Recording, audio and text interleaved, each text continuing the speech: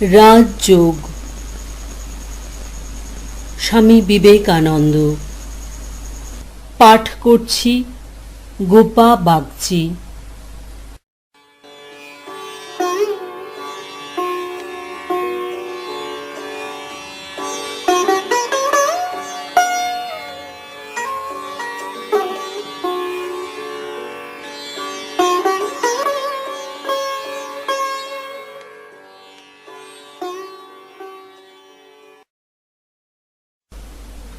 প্রথম অধ্যায়, সমাধিপাদ।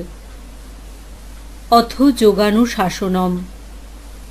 সূত্রার্থ। এখন যোগ ব্যাখ্যা করা যাইতেছে। যোগশ্চিত্তবৃত্তি নিরোধ। সূত্রার্থ। চিত্তকে বিভিন্ন প্রকার বৃত্তি অর্থাৎ আকার বা পরিণাম গ্রহণ করিতে না দেওয়াই যোগ। ব্যাখ্যা। এখানে অনেক কথা বুঝাইতে হইবে। প্রথমত আমাদিগকে বুঝিতে হইবে চিত্ত কি ও বৃত্তিগুলি বা কি। আমার এই চক্ষু আছে, চক্ষু বাস্তবিক দেখে না। মস্তিষ্কে অবস্থিত স্নায়ু কেন্দ্রটি দর্শনেন্দ্রিয় অপসৃত করো, তখন তোমার চক্ষু থাকিতে পারে। চক্ষের অক্ষিজাল অক্ষত থাকিতে পারে, আর চক্ষের উপর যে ছবি পড়িয়া দর্শন হয় তাহাও পড়িতে পারে, তথাপি চক্ষু দেখিতে পাইবে না। চক্ষু কেবল দর্শনের গৌণ যন্ত্রমাত্র। উহা প্রকৃত দর্শনেন্দ্রিয় নয়। দর্শনেন্দ্রিয় মস্তিষ্কের অন্তর্গত একটি স্নায়ুকেন্দ্রে অবস্থিত। কেবল চক্ষু দুটি যথার্থ নয়। কখনো কখনো লোকে চক্ষু খুলিয়া নিদ্রা যায়।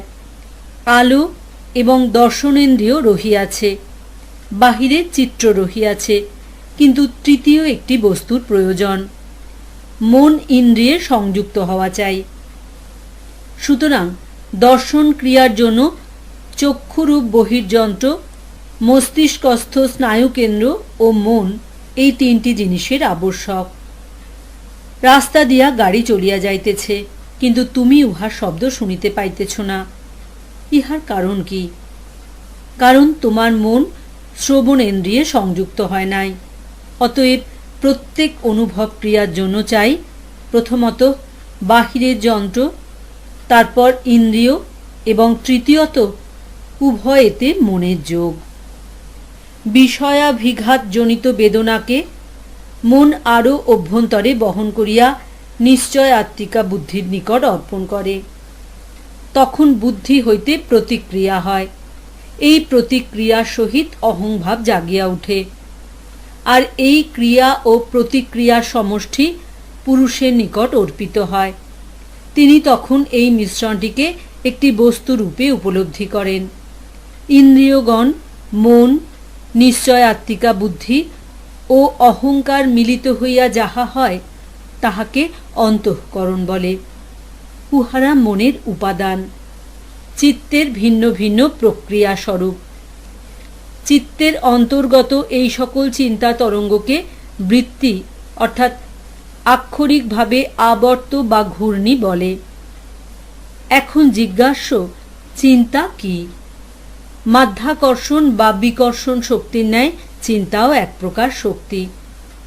প্রাকৃতিক শক্তির অক্ষয় ভাণ্ডার হইতে চিত্ত নামক যন্ত্রটি কিছু শক্তি সংগ্রহ করিয়া অঙ্গীভূত করে এবং চিন্তারূপে প্রেরণ করে। খাদ্য হইতে আমাদের এই শক্তি সংগঠিত হয়। ওই খাদ্য হইতেই শরীর গতিশক্তি প্রভৃতি লাভ করে। অন্যান্য সূক্ষ্মতর শক্তিও খাদ্য হইতেই চিন্তারূপে উৎপন্ন হয়। সুতরাং মন চৈতন্যময় নয়, অথচ চৈতন্যময় বলিয়া বোধ হয়। এইরূপ হইবার কারণ কি?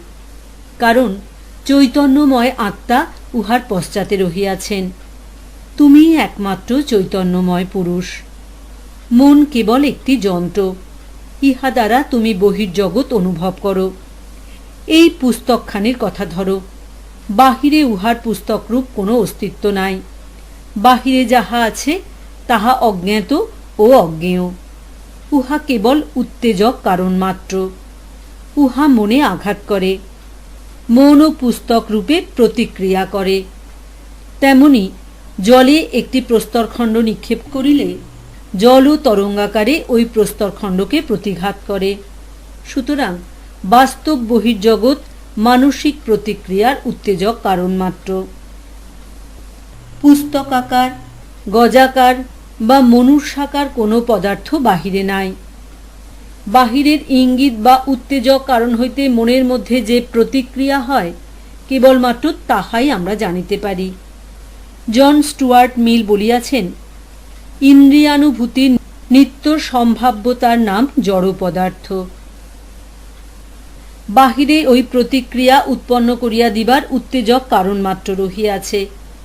উদাহরণস্বরূপ একটি শুক্তি লওয়া যাক। তোমরা জানো মুক্তা কিরূপে উৎপন্ন হয়। এক বিন্দু বালুকণা, কীটাণু বা আর কিছু উহার ভিতরে প্রবেশ করিয়া উহাকে উত্তেজিত করিয়া থাকে। তখন সেই শুক্তি ওই বালুকা চতুর্দিকে এক প্রকার এনামেল তুল্য আবরণ দিতে থাকে। তাহাতেই মুক্তা উৎপন্ন হয়। অনুভূতির এই জগৎ যেন আমাদের নিজেদের এনামেল স্বরূপ। বাস্তব জগৎ ওই বালুকণা বা অন্য কিছু। সাধারণ লোকে কখনোই ইহা বুঝিতে পারিবে না, কারণ যখনই সে বুঝিতে চেষ্টা করিবে তখনই বাহিরে এনামেল নিক্ষেপ করিবে ও নিজের সেই এনামেলটি দেখিবে। এখন আমরা বুঝিতে পারিলাম বৃত্তির প্রকৃত অর্থ কি। মানুষের প্রকৃত স্বরূপ মনেরও অতীত। মন তাহার হস্তে একটি যন্ত্রতুল্য। তাহারই চৈতন্য মনের ভিতর দিয়া আসিতেছে। তুমি যখন মনের পশ্চাতে দ্রষ্টা রূপে থাকো, তখনই উহা চৈতন্যময় হইয়া ওঠে। যখন মানুষ ওই মনকে একেবারে ত্যাগ করে, তখন উহা খণ্ড বিখণ্ড হইয়া যায়। উহার অস্তিত্বই থাকে না। ইহা হইতে বুঝা গেল চিত্ত বলিতে কি বুঝায়। উহা মনের উপাদান স্বরূপ। বৃত্তিগুলি উহার তরঙ্গ স্বরূপ। তখন বাহিরের কতকগুলি কারণ উহার উপর কার্য করে। তখনই উহা ওই তরঙ্গরূপ ধারণ করে। এই বৃত্তিগুলি আমাদের জগৎ। আমরা হ্রদের তলদেশ দেখিতে পাই না, কারণ উহার উপরিভাগ ক্ষুদ্র ক্ষুদ্র তরঙ্গে আবৃত। যখন তরঙ্গগুলি শান্ত হয়, জল স্থির হইয়া যায়, তখনই কেবল উহার তলদেশের ক্ষণিক দর্শন পাওয়া সম্ভব। যদি জল ঘোলা থাকে বা উহা ক্রমাগত নড়িতে থাকে, তাহা হইলে উহা তলদেশ কখনোই দেখা যাইবে না। যদি উহা নির্মল থাকে এবং উহাতে একটি তরঙ্গ না থাকে, তবেই আমরা উহার তলদেশ দেখিতে পাইব। হ্রদের তলদেশ আমাদের প্রকৃত স্বরূপ। হ্রদটি চিত্ত এবং তরঙ্গগুলি বৃত্তিস্বরূপ। আরও দেখিতে পাওয়া যায় এই মন ত্রিবিধভাবে অবস্থান করে। প্রথমটি অন্ধকারময় অর্থাৎ তম, যেমন পশু ও মূর্খদিগের মন। উহার কার্য কেবল অপরের অনিষ্ট করা।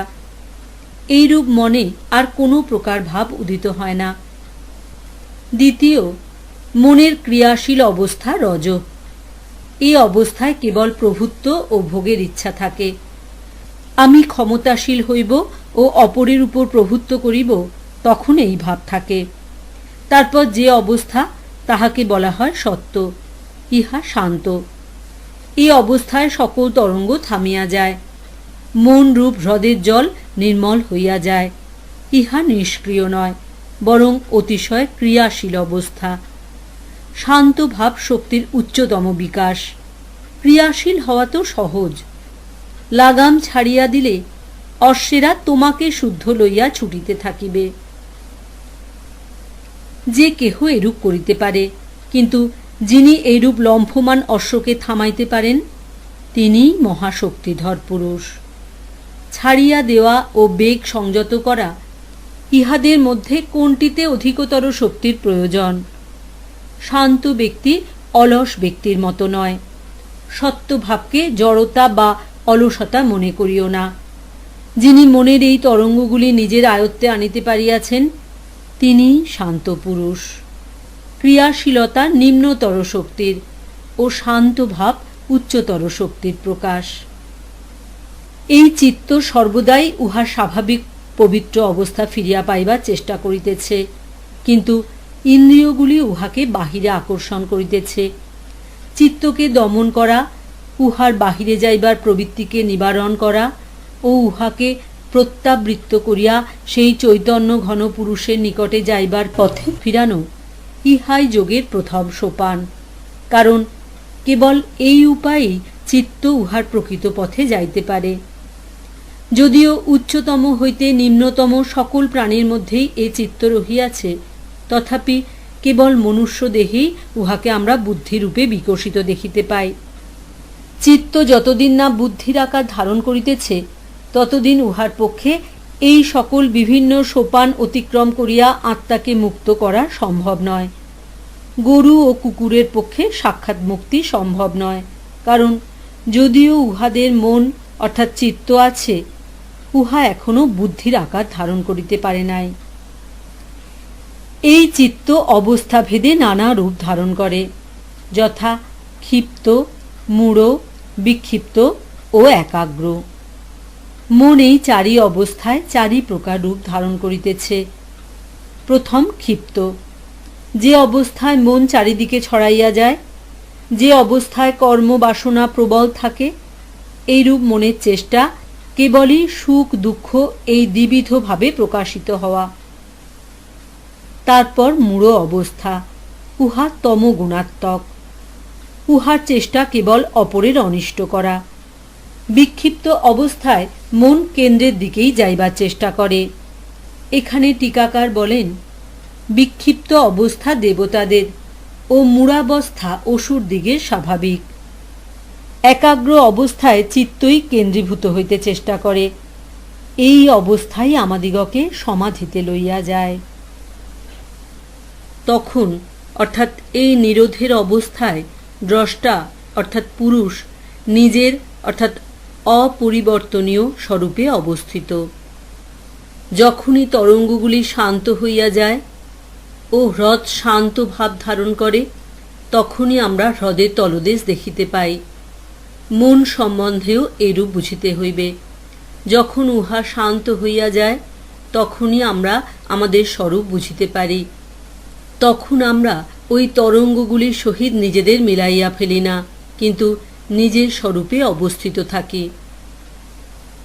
অন্যান্য সময়ে অর্থাৎ এই নিরোধের অবস্থা ব্যতীত অন্য সময়ে দ্রষ্টা চিত্তবৃত্তির সহিত একীভূত হইয়া থাকেন। যেমন কেহ আমার নিন্দা করলে ইহা এক প্রকার পরিণাম, এক প্রকার বৃত্তি। আমি উহার সহিত নিজেকে মিশাইয়া ফেলিতেছি, উহার ফল দুঃখ। বৃত্তি 5 প্রকার, কয়েকটি ক্লেশযুক্ত ও অপরগুলি ক্লেশ শূন্য।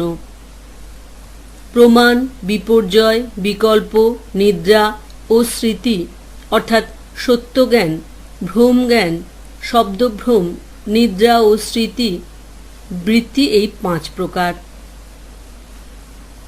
প্রত্যক্ষ অর্থাৎ সাক্ষাৎ অনুভব, অনুমান ও আগম অর্থাৎ আপ্ত বা বিশ্বস্ত লোকের বাক্য, এইগুলি প্রমাণ। যখন আমাদের দুটি অনুভূতি পরস্পরের বিরোধী না হয়, তখন তাহাকেই প্রমাণ বলে।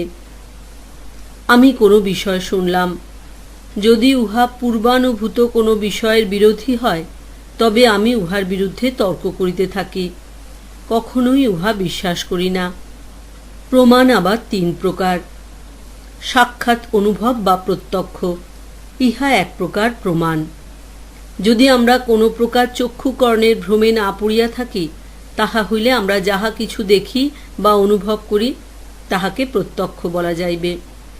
আমি এই জগৎ দেখিতেছি, উহার অস্তিত্ব সম্বন্ধে ইহাই যথেষ্ট। দ্বিতীয় অনুমান, তুমি কোনো চিহ্ন বা লিঙ্গ দেখিলে তাহা হইতে উহা যে বিষয়ে সূচনা করিতেছে তাহা জানিতে পারিলে। তৃতীয়ত আগম বা আপ্তবাক্য, যাহারা প্রকৃত সত্য দর্শন করিয়াছেন তাহাদের প্রত্যক্ষানুভূতি। আমরা সকলেই জ্ঞান লাভের জন্য ক্রমাগত চেষ্টা করিতেছি, কিন্তু তোমাকে আমাকে উহার জন্য কঠোর চেষ্টা করিতে হয়। বিচার রূপ দীর্ঘকালব্যাপী বিরক্তিকর রাস্তা দিয়ে অগ্রসর হইতে হয়, কিন্তু শুদ্ধ সত্যযোগী এই সকলের পারে গিয়াছেন।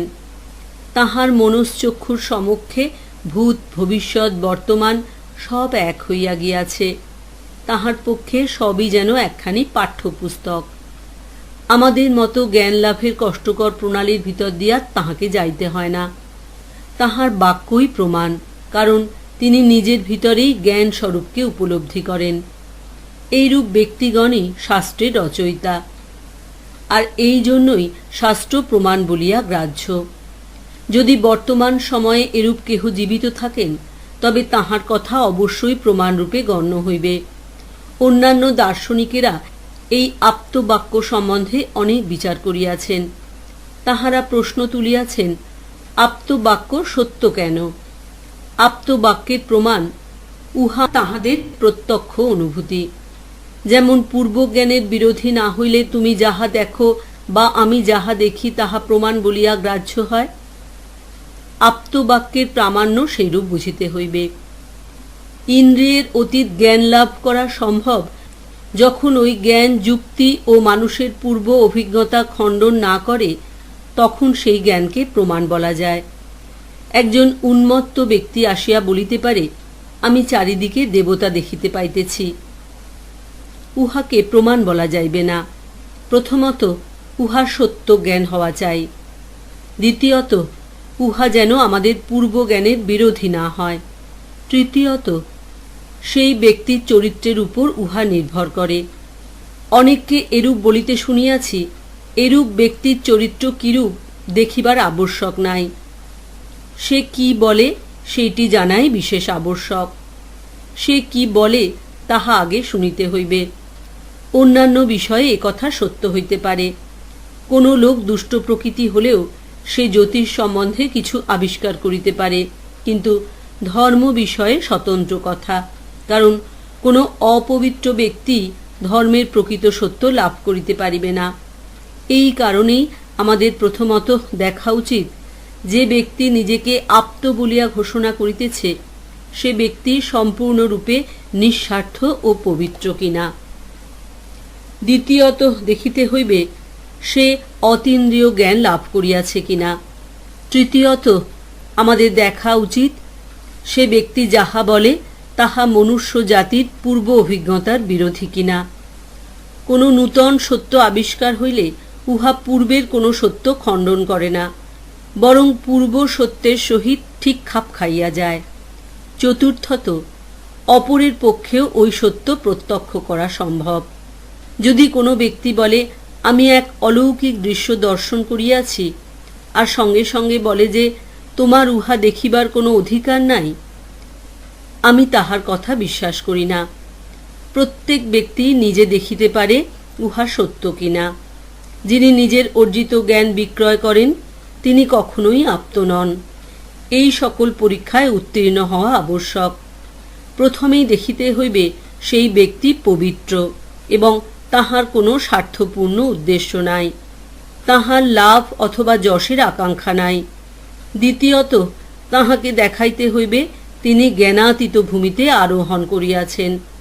তাহার আমাদিগকে এমন কিছু দেওয়া আবশ্যক যাহা আমরা ইন্দ্রিয় হইতে লাভ করিতে পারি না ও যাহা জগতের কল্যাণকর। তৃতীয়ত দেখিতে হইবে যে উহা অন্যান্য সত্যের বিরোধী না হয়। অন্যান্য বৈজ্ঞানিক সত্যের বিরোধী হইলে তৎক্ষণাৎ উহা পরিত্যাগ করো। চতুর্থত সেই ব্যক্তি যে কেবল ওই বিষয়ের অধিকারী আর কেহ নয়, তাহা হইবে না। অপরের পক্ষেও যাহা লাভ করা সম্ভব, তিনি নিজের জীবনে তাহা কেবল কার্যে পরিণত করিয়া দেখাইবেন। তাহা হইলে প্রমাণ তিন প্রকার: প্রত্যক্ষ ইন্দ্রিয়ানুভূতি, অনুমান ও আপ্তবাক্য। এই আপ্ত কথাটি ইংরেজিতে অনুবাদ করিতে পারিতেছি না। ইহাকে ইন্সপায়ার্ড বা অনুপ্রাণিত শব্দের দ্বারা প্রকাশ করা যায় না, কারণ এই অনুপ্রেরণা বাহির হইতে আসে বলিয়া মনে হয়, আর ওই জ্ঞান ভিতর হইতে আসে। আপ্ত শব্দের আক্ষরিক অর্থ যিনি পাইয়াছেন। বিপর্যয় অর্থে মিথ্যা জ্ঞান, যাহা সেই বস্তুর প্রকৃত স্বরূপে প্রতিষ্ঠিত নয়। আর এক প্রকার বৃত্তি এই যে এক বস্তুতে অন্য বস্তুর ভ্রান্তি, ইহাকে বিপর্যয় বলে।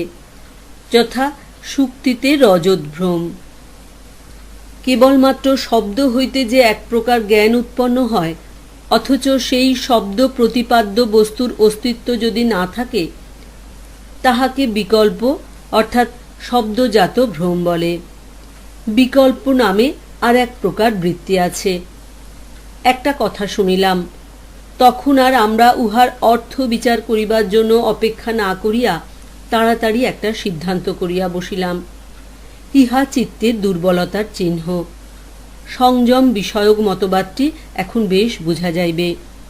মানুষ যত দুর্বল হয়, তাহার সংযমের ক্ষমতা ততই কম। সর্বদা এই সংযমের মানদণ্ড দ্বারা আত্মপরীক্ষা করিবে। যখন তোমার ক্রুদ্ধ অথবা দুঃখিত হইবার ভাব আসিতেছে, তখন বিচার করিয়া দেখো যে কোনো একটি সংবাদ তোমার নিকট আসিবা মাত্র কেমন করিয়া তোমার মন একটি বৃত্তিতে পরিণত হইতেছে। যে বৃত্তি শূন্য ভাবকে অবলম্বন করিয়া থাকে, সেই বৃত্তি নিদ্রা। আর এক প্রকার বৃত্তির নাম নিদ্রা, স্বপ্ন ও সুষুপ্তি। আমরা যখন জাগিয়া উঠি, তখন আমরা জানিতে পারি যে আমরা ঘুমাইতেছিলাম। অনুভূত বিষয়েরই কেবল স্মৃতি হইতে পারে। যাহা আমরা অনুভব করি না, আমাদের সেই বিষয়ে কোনো স্মৃতি আসিতে পারে না। প্রত্যেক প্রতিক্রিয়াই চিত্তহ্রদের একটি তরঙ্গ।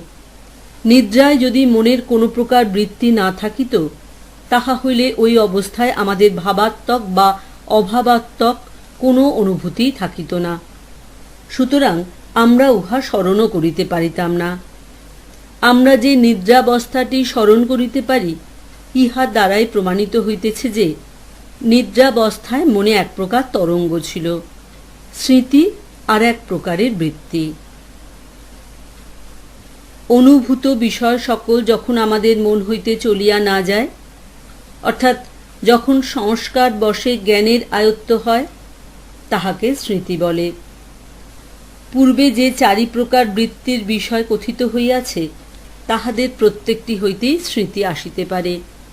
মনে করো, তুমি একটি শব্দ শুনিলে।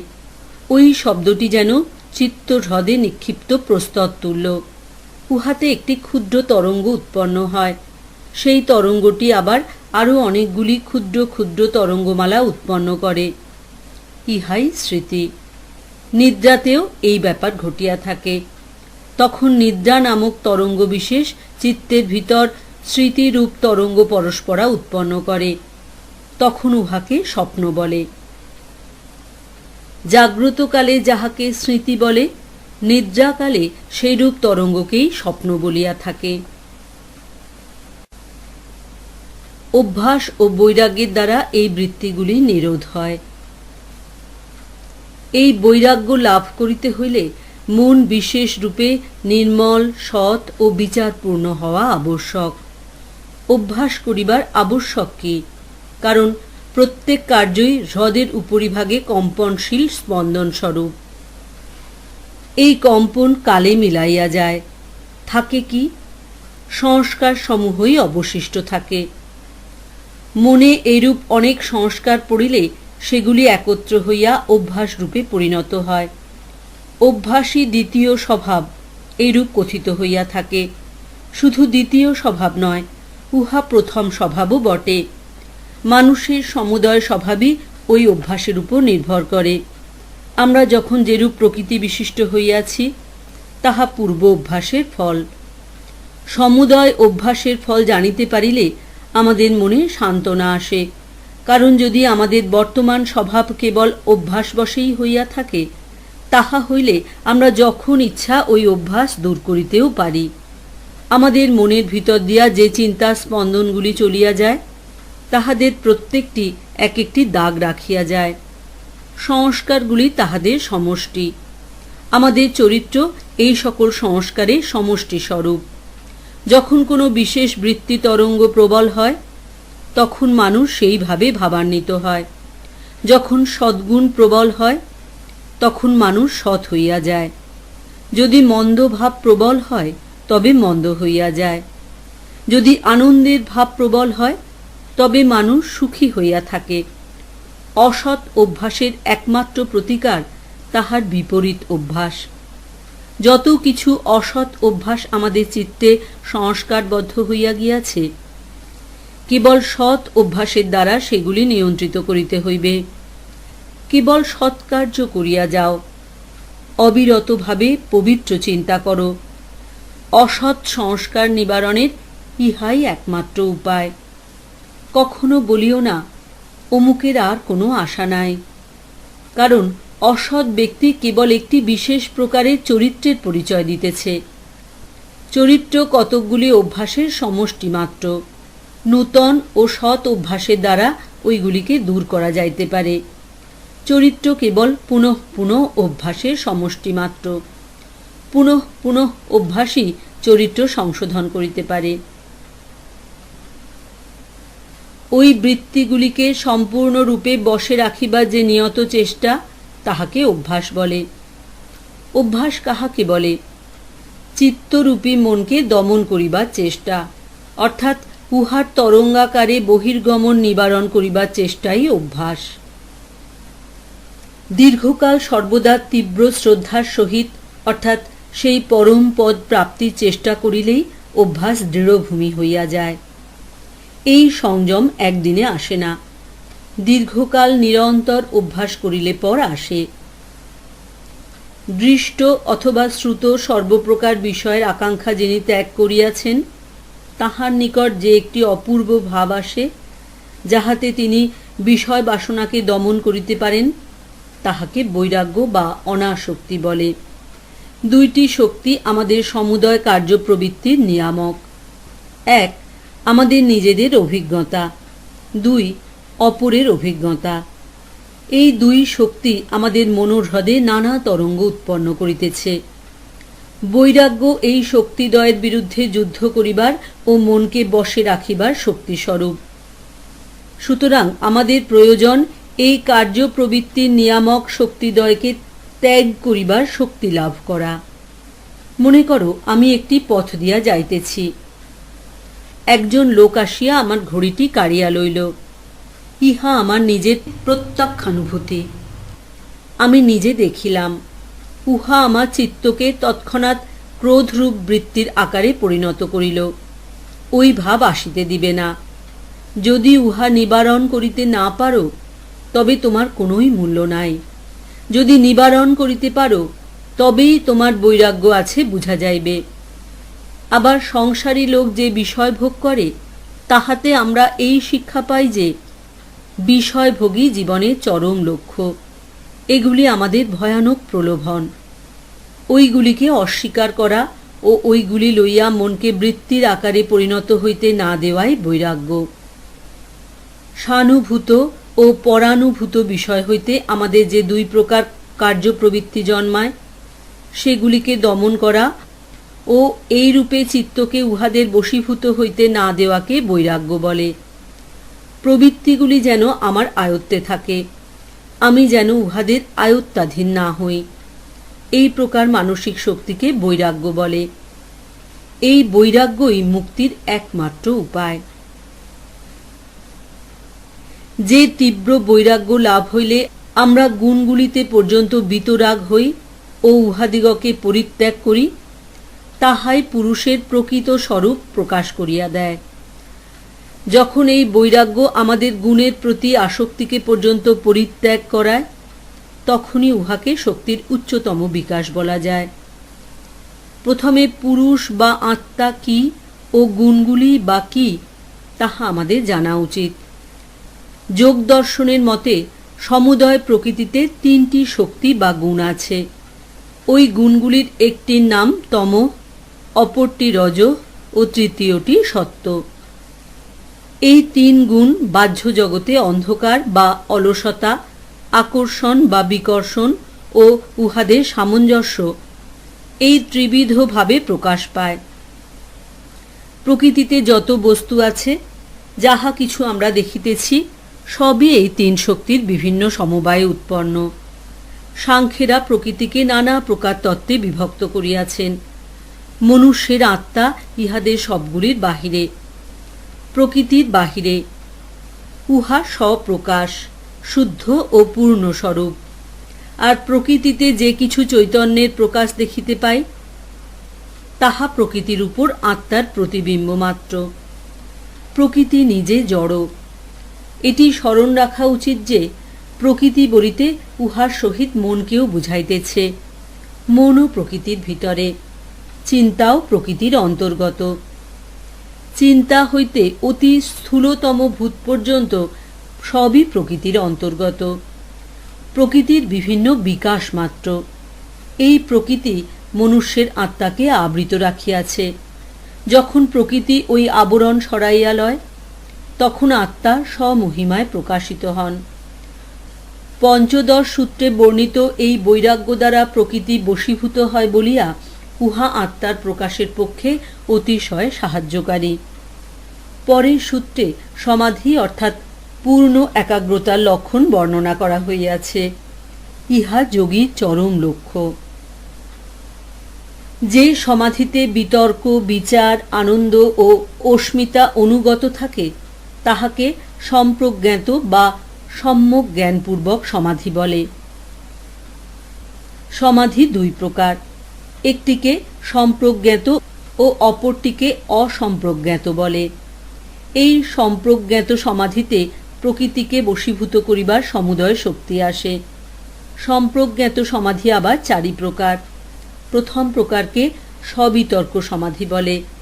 এই সমাধিতেই মনকে অন্যান্য বিষয় হইতে সরাইয়া বিষয় বিশেষের পুনঃ পুনঃ অনুধ্যানে নিযুক্ত করিতে হয়। এই প্রকার চিন্তা ও ধ্যানের বিষয় দুই প্রকার। এক, চতুর্বিংশতি অর্থাৎ জড় তত্ত্ব, ও দুই, চেতন পুরুষ। যোগের এই অংশটি সম্পূর্ণরূপে সাংখ্য দর্শনের উপর স্থাপিত। এই সাংখ্য দর্শনের বিষয় তোমাদিগকে পূর্বেই বলিয়াছি। তোমাদের স্মরণ থাকিতে পারে, মন, বুদ্ধি, অহংকার ইহাদের এক সাধারণ ভিত্তিভূমি আছে। উহাকে চিত্ত বলে। চিত্ত হইতেই উহাদের উৎপত্তি। এই চিত্ত প্রকৃতির ভিন্ন ভিন্ন শক্তি গ্রহণ করিয়া উহাদিগকে চিন্তা রূপে পরিণত করে। আবার শক্তি ও ভূত উভয়েরই কারণস্বরূপ এক পদার্থ আছে, ইহা অবশ্যই স্বীকার করিতে হইবে। ইহাকে অব্যক্ত বলে। উহা সৃষ্টির প্রাক্কালীন প্রকৃতির অপ্রকাশিত অবস্থা।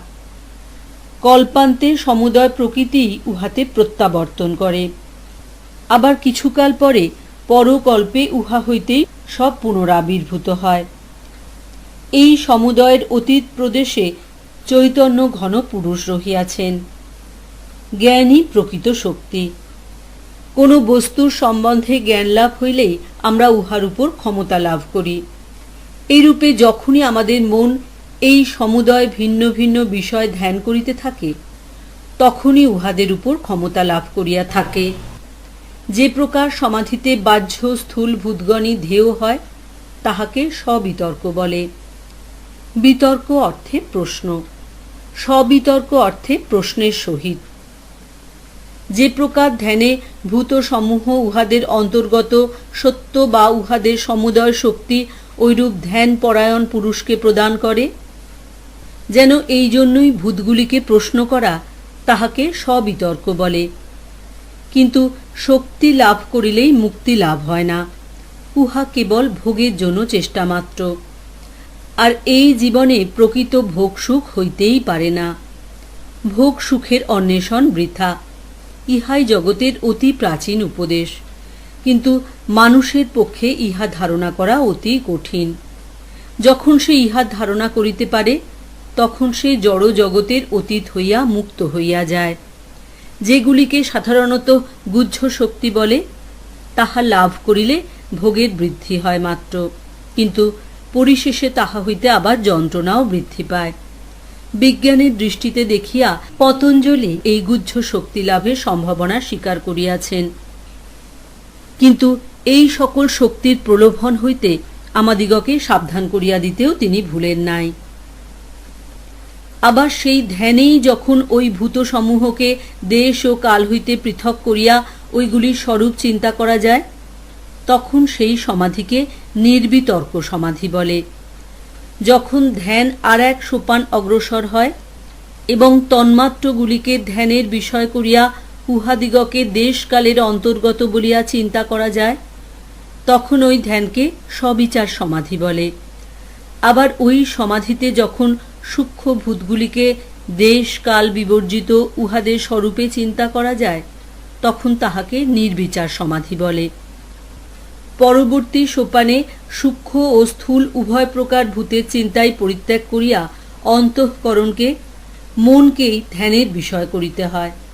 যখন অন্তঃকরণকে রজস তমগুণ হইতে পৃথক করিয়া চিন্তা করা হয়, তখন উহাকে সানন্দ সমাধি বলে। যখন মনই ধ্যানের বিষয়, যখন ওই সমাধি একাগ্র ও পরিপক্ক হইয়া যায়, যখন স্থূল সূক্ষ্ম সমুদয় ভূতের চিন্তা পরিত্যক্ত হইয়া মনের স্বরূপাবস্থায় ধ্যেয় বিষয় হইয়া দাঁড়ায়, অন্যান্য বিষয় হইতে পৃথককৃত হইয়া কেবল সাত্ত্বিক অহংকার মাত্র বর্তমান থাকে, তখন উহাকে অস্মিতা সমাধি বলে।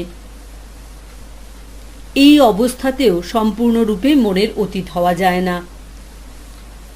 যে ব্যক্তি ওই অবস্থা লাভ করিয়াছেন, তাহাকে বেদে বিদেহ বলিয়া থাকে। তিনি নিজেকে স্থূল দেহ শূন্যরূপে চিন্তা করিতে পারেন বটে, কিন্তু তাহার নিজেকে সূক্ষ্ম শরীরধারী বলিয়া চিন্তা করিতে হইবেই।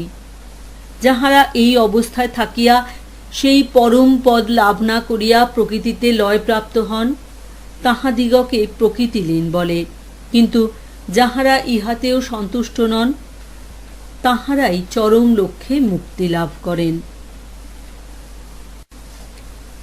অন্য প্রকার সমাধিতে সর্বদা সমুদয় মানসিক ক্রিয়ার বিরাম অভ্যাস করা হয়, কেবল চিত্তের দৃঢ় সংস্কার মাত্র অবশিষ্ট থাকে। ইহাই পূর্ণ জ্ঞানাতীত অসম্প্রজ্ঞাত সমাধি। ওই সমাধি আমাদিগকে মুক্তি দিতে পারে। প্রথমে যে সমাধির কথা বলা হইয়াছে, তাহা আমাদিগকে মুক্তি দিতে পারে না, আত্মাকে মুক্ত করিতে পারে না। এক ব্যক্তি সমুদয় শক্তি লাভ করিতে পারে, কিন্তু তাহার পুনরায় পতন হইবে। যতক্ষণ না আত্মা প্রকৃতির অতীত অবস্থায় অর্থাৎ সম্প্রজ্ঞাত সমাধিরও বাহিরে যাইতে পারে, ততক্ষণ পতনের ভয় থাকে। যদিও এই ধ্যানের প্রণালী খুবই সহজ বলিয়া বোধ হয়, কিন্তু ইহা লাভ করা অতি কঠিন। ইহার প্রণালী এই: মনকেই ধ্যানের বিষয় করো। যখনই মনে কোনো চিন্তা আসিবে, তখনই উহা দমিত করো। মনের ভিতর কোনো প্রকার চিন্তা আসিতে না দিয়া উহাকে সম্পূর্ণরূপে শূন্য করো। যখনই আমরা যথার্থ রূপে ইহা সাধন করিতে পারিব, সেই মুহূর্তেই আমরা মুক্তি লাভ করিব। পূর্ব সাধন যাহাদের আয়ত্ত হয় নাই, তাহারা যখন মনকে শূন্য করিতে চেষ্টা করে, তখন তাহাদের চিত্ত অজ্ঞান স্বভাব তমগুণ দ্বারা আবৃত হইয়া যায়। তমগুণ তাহাদের মনকে অলস ও অকর্মণ্য করিয়া ফেলে। তাহারা কিন্তু মনে করে আমরা মনকে শূন্য করিতেছি। ইহা ঠিকঠাকভাবে সাধন করিতে পারা উচ্চতম শক্তির প্রকাশ, সংযমে চূড়ান্ত। যখন এই অসম্প্রজ্ঞাত অর্থাৎ জ্ঞানাতীত অবস্থা লাভ হয়, তখন ওই সমাধি নির্বীজ হইয়া যায়। ইহার অর্থ কি? সম্প্রজ্ঞাত সমাধিতে চিত্তবৃত্তিগুলি দমিত হয় মাত্র, উহার সংস্কার বা বীজাকারে থাকে, আবার সময় আসিলে পুনরায় তরঙ্গাকারে প্রকাশিত হয়। কিন্তু যখন সংস্কারগুলিকে পর্যন্ত ধ্বংস করা হয়, যখন মনও প্রায় বিনষ্ট হইয়া আসে, তখনই সমাধি নির্বীজ হইয়া যায়। তখন মনের ভিতর এমন কোনো সংস্কার বীজ থাকে না, যাহা হইতে এই জীবন লতিকা পুনঃ পুনঃ উৎপন্ন হইতে পারে, যাহা হইতে এই অবিরাম জন্ম মৃত্যু আবর্তিত হইতে পারে। অবশ্য তোমরা জিজ্ঞাসা করিতে পারো, যেখানে জ্ঞান থাকিবে না, যেখানে মন থাকিবে না, সে আবার কি প্রকার অবস্থা? যাহাকে আমরা জ্ঞান বলি, তাহা ওই জ্ঞানাতীত অবস্থার সহিত তুলনায় এক নিম্নতর অবস্থা মাত্র। এইটি সর্বদা স্মরণ রাখা উচিত যে কোনো বিষয়ের সর্বোচ্চ ও সর্বনিম্ন প্রান্তদ্বয় প্রায় একই প্রকার দেখায়। ইথারের কম্পন মৃদুতম হইলে উহাকে অন্ধকার বলে, মধ্য অবস্থায় আলোক, উহা উচ্চতম কম্পন, আবার অন্ধকার। কিন্তু ওই দুই প্রকার অন্ধকারকে কি এক বলিতে হইবে? উহার একটি প্রকৃত অন্ধকার, অপরটি অতি তীব্র আলোক, তথাপি উহারা দেখিতে একই প্রকার। এইরূপে অজ্ঞান সর্বাপেক্ষা নিম্নাবস্থা, জ্ঞান মধ্যাবস্থা, আর ওই জ্ঞানের অতীত একটি উচ্চ অবস্থা আছে। কিন্তু অজ্ঞানাবস্থা ও জ্ঞানাতীত অবস্থা দেখিতে একই প্রকার। আমরা যাহাকে জ্ঞান বলি তাহা এক উৎপন্ন দ্রব্য, উহা একটি মিশ্র পদার্থ, উহা প্রকৃত সত্য নয়। এই উচ্চতর সমাধি ক্রমাগত অভ্যাস করিলে কি ফল হইবে?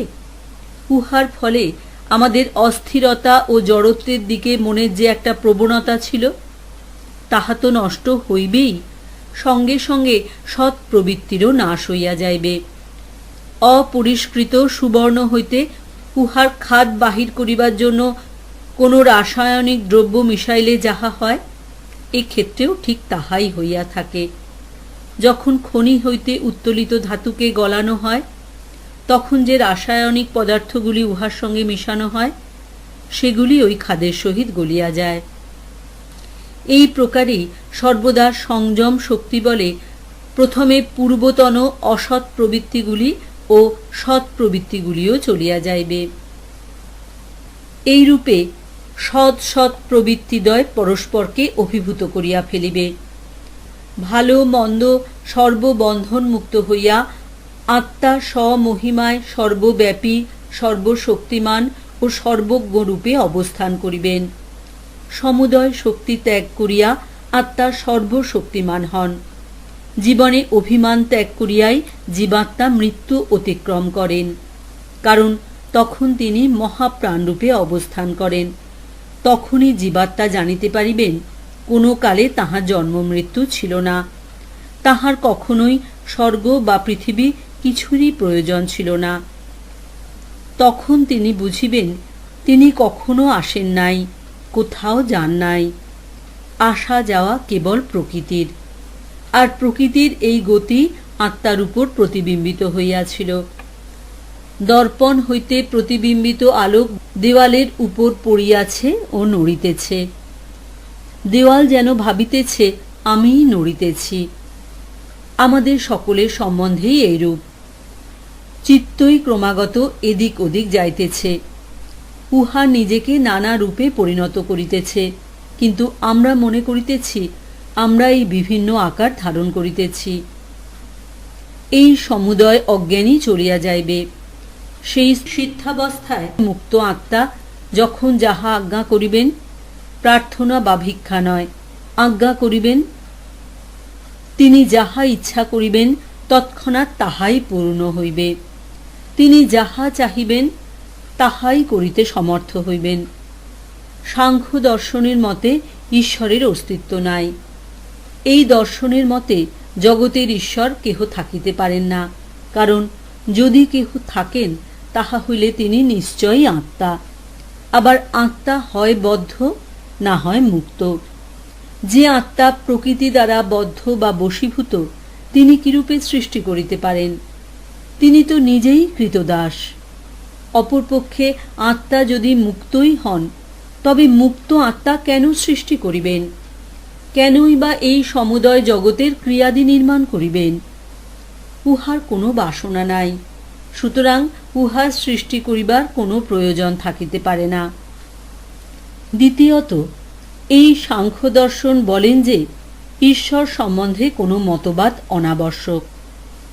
প্রকৃতি স্বীকার করিলেই যখন সমুদয় ব্যাখ্যা করা যায়, তখন ঈশ্বরের আর প্রয়োজন কি? তবে কপিল বলেন অনেক আত্মা এরূপ আছেন, যাহারা সিদ্ধাবস্থার প্রায় নিকটবর্তী হইয়াছেন, কিন্তু অলৌকিক শক্তি ও বাসনা সম্পূর্ণরূপে ত্যাগ করিতে না পারায় সিদ্ধ হইতে পারিতেছেন না। তাহাদের মন কিছুকাল প্রকৃতিতে লীন থাকে, তাহারা প্রকৃতির প্রভুরূপে পুনরাবির্ভূত হন। এইরূপ ঈশ্বর আছেন বটে। আমরা সকলেই এক সময়ে এইরূপ ঈশ্বরত্ব লাভ করিব। সাংখ্য দর্শনের মতে বেদে যে ঈশ্বরের বর্ণনা আছে, তাহা এইরূপ একজন মুক্তাত্মার বর্ণনা মাত্র। ইহা ব্যতীত নিত্য মুক্ত আনন্দময় বিশ্ব সৃষ্টিকর্তা কেহ নাই। আবার এদিকে যোগীরা বলেন, না, ঈশ্বর একজন আছেন, অন্যান্য সমুদয় আত্মা সমুদয় পুরুষ হইতে পৃথক একজন বিশেষ পুরুষ আছেন। তিনি সমগ্র সৃষ্টির নিত্য প্রভু, নিত্য মুক্ত, সকল গুরুর গুরু। সাংখ্যেরা যাহাদিগকে প্রকৃতিতে লীন বলেন, যোগীরা তাহাদেরও অস্তিত্ব স্বীকার করেন। তাহারা বলেন যে ইহারা অসিদ্ধ বা অসম্পূর্ণ যোগী। কিছুকালের জন্য তাহাদের চরম লক্ষ্য প্রাপ্তি ব্যাহত হয়। তাহারা সেই সময়ে জগতের অংশবিশেষের নিয়ন্তারূপে অবস্থান করেন।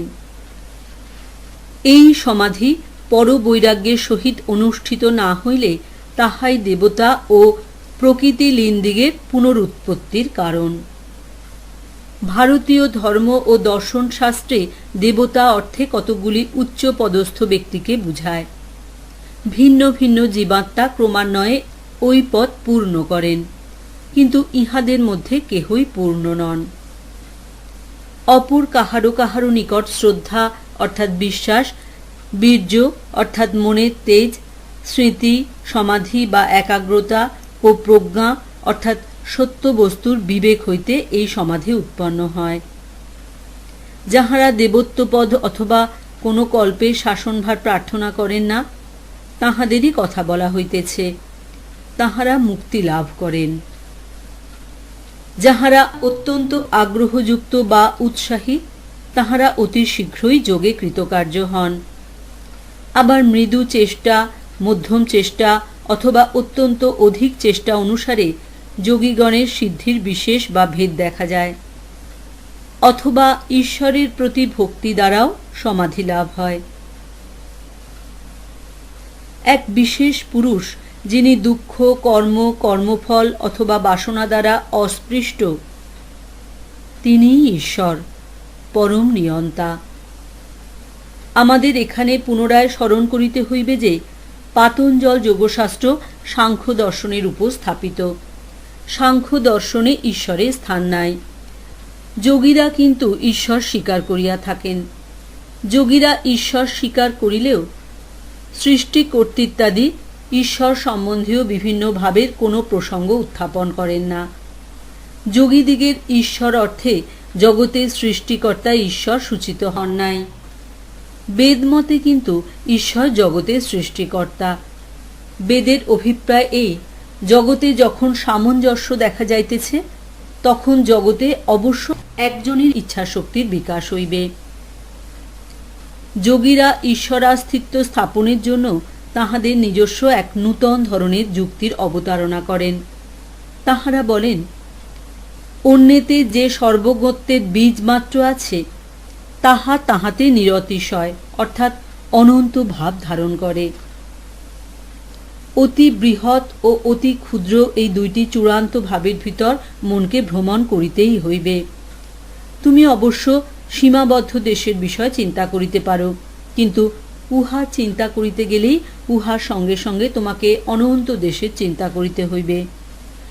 চক্ষু মুদ্রিত করিয়া যদি একটি ক্ষুদ্র দেশের বিষয় চিন্তা করো, তাহা হইলে দেখিতে পাইবে যে মুহূর্তে ওই দেশরূপ ক্ষুদ্র বৃত্ত দেখিতে পাইতেছ, সেই মুহূর্তেই উহা চতুর্দিকে অনন্ত বিস্তৃত আরেকটি বৃত্ত রহিয়াছে। কাল সম্বন্ধেও ওই কথা। মনে করো তুমি 1 সেকেন্ড সময়ের বিষয় ভাবিতেছ, সঙ্গে সঙ্গে তোমাকে অনন্তকালের কথা চিন্তা করিতে হইবে। জ্ঞান সম্বন্ধেও ঐরূপ। মানুষে কেবল জ্ঞানের বীজ ভাব আছে, কিন্তু ওই ক্ষুদ্র জ্ঞানের চিন্তা করিতে হইলেই সঙ্গে সঙ্গে অনন্ত জ্ঞানের বিষয় চিন্তা করিতে হইবে। সুতরাং আমাদের নিজ মনের গঠন হইতেই বেশ প্রতিপন্ন হয় যে এক অনন্ত জ্ঞান রহিয়াছে। যোগীরা সেই অনন্ত জ্ঞানকেই ঈশ্বর বলেন। তিনি পূর্ব অর্থাৎ প্রাচীন গুরুদিগেরও গুরু, কারণ তিনি কাল দ্বারা সীমাবদ্ধ নন। আমাদের ভিতরেই সমুদয় জ্ঞান রহিয়াছে বটে, কিন্তু অপর এক জ্ঞানের দ্বারা উহাকে জাগরিত করিতে হইবে। জানিবার শক্তি আমাদের ভিতরেই আছে বটে, কিন্তু উহাকে জাগাইতে হইবে। আর যোগীরা বলেন, ওইরূপে জ্ঞানের উন্মেষ কেবল অপর একটি জ্ঞানের সাহায্যেই সম্ভব। প্রাণহীন অচেতন জড়ের প্রভাবে কখনো জ্ঞানের স্ফুরণ হইতে পারে না। কেবল জ্ঞানের শক্তিতেই জ্ঞানের বিকাশ হইয়া থাকে। আমাদের ভিতরে যে জ্ঞান আছে তাহা উন্মেষের জন্য জ্ঞানী ব্যক্তিগণের আমাদের নিকট থাকা প্রয়োজন। সুতরাং এই গুরুগণের প্রয়োজন সর্বদাই ছিল। পৃথিবী কখনো এই প্রকার আচার্য বিরহিত হয় নাই। তাহাদের সহায়তা ব্যতীত কোনো জ্ঞানই সম্ভব নয়। ঈশ্বর সকল গুরুর গুরু, কারণ এই সকল গুরু যতই উন্নত হউন না কেন, তাহারা দেবতাই হউন অথবা দেবদূতই হউন, সকলেই বদ্ধ ও কাল দ্বারা সীমাবদ্ধ, কিন্তু ঈশ্বর কাল দ্বারা বদ্ধ নন। যোগীদের এই বিশেষ সিদ্ধান্ত দুইটি। প্রথমটি এই যে শান্ত বস্তুর চিন্তা করতে গেলেই মন বাধ্য হইয়াই অনন্তের চিন্তা করিবে। আর যদি ওই মানসিক অনুভূতির এক অংশ সত্য হয়, তবে উহার অপর অংশও সত্য হইবে। কারণ দুটি যখন সেই একই মনের অনুভূতি, তখন দুইটি অনুভূতির মূল্যই সমান। মানুষের অল্প জ্ঞান আছে, অর্থাৎ মানুষ অল্পজ্ঞ। তাহা হইলে বুঝা যাইতেছে যে ঈশ্বরের অনন্ত জ্ঞান আছে। যদি এই দুইটি অনুভূতির একটিকে গ্রহণ করি, তবে অপরটিকেও গ্রহণ করিব না কেন? যুক্তি বলে উভয়কে গ্রহণ করো, নতুবা উভয়কে পরিত্যাগ করো। যদি বিশ্বাস করি যে মানব অল্প জ্ঞান সম্পন্ন, তবে অবশ্যই স্বীকার করিতে হইবে যে তাহার পশ্চাতে একজন অসীম জ্ঞানসম্পন্ন পুরুষ আছেন। দ্বিতীয় সিদ্ধান্ত এই যে গুরু ব্যতীত কোনো জ্ঞানই হতে পারে না। বর্তমান কালে দার্শনিকগণ যে বলিয়া থাকেন মানুষের জ্ঞান তাহার নিজের ভিতর হইতেই বিকশিত হয়, এ কথা সত্য বটে। সমুদয় জ্ঞানই মানুষের ভিতরে রহিয়াছে, কিন্তু ওই জ্ঞানের উন্মেষের জন্য কতকগুলি অনুকূল পরিবেশ প্রয়োজন। গুরু ব্যতীত আমরা কোনো জ্ঞান লাভ করিতে পারি না। এখন কথা হইতেছে, যদি মনুষ্য দেবতা বা স্বর্গীয় দূতবিশেষ আমাদের গুরু হন, তাহা হইলে তাহারা সকলেই তো সসীম।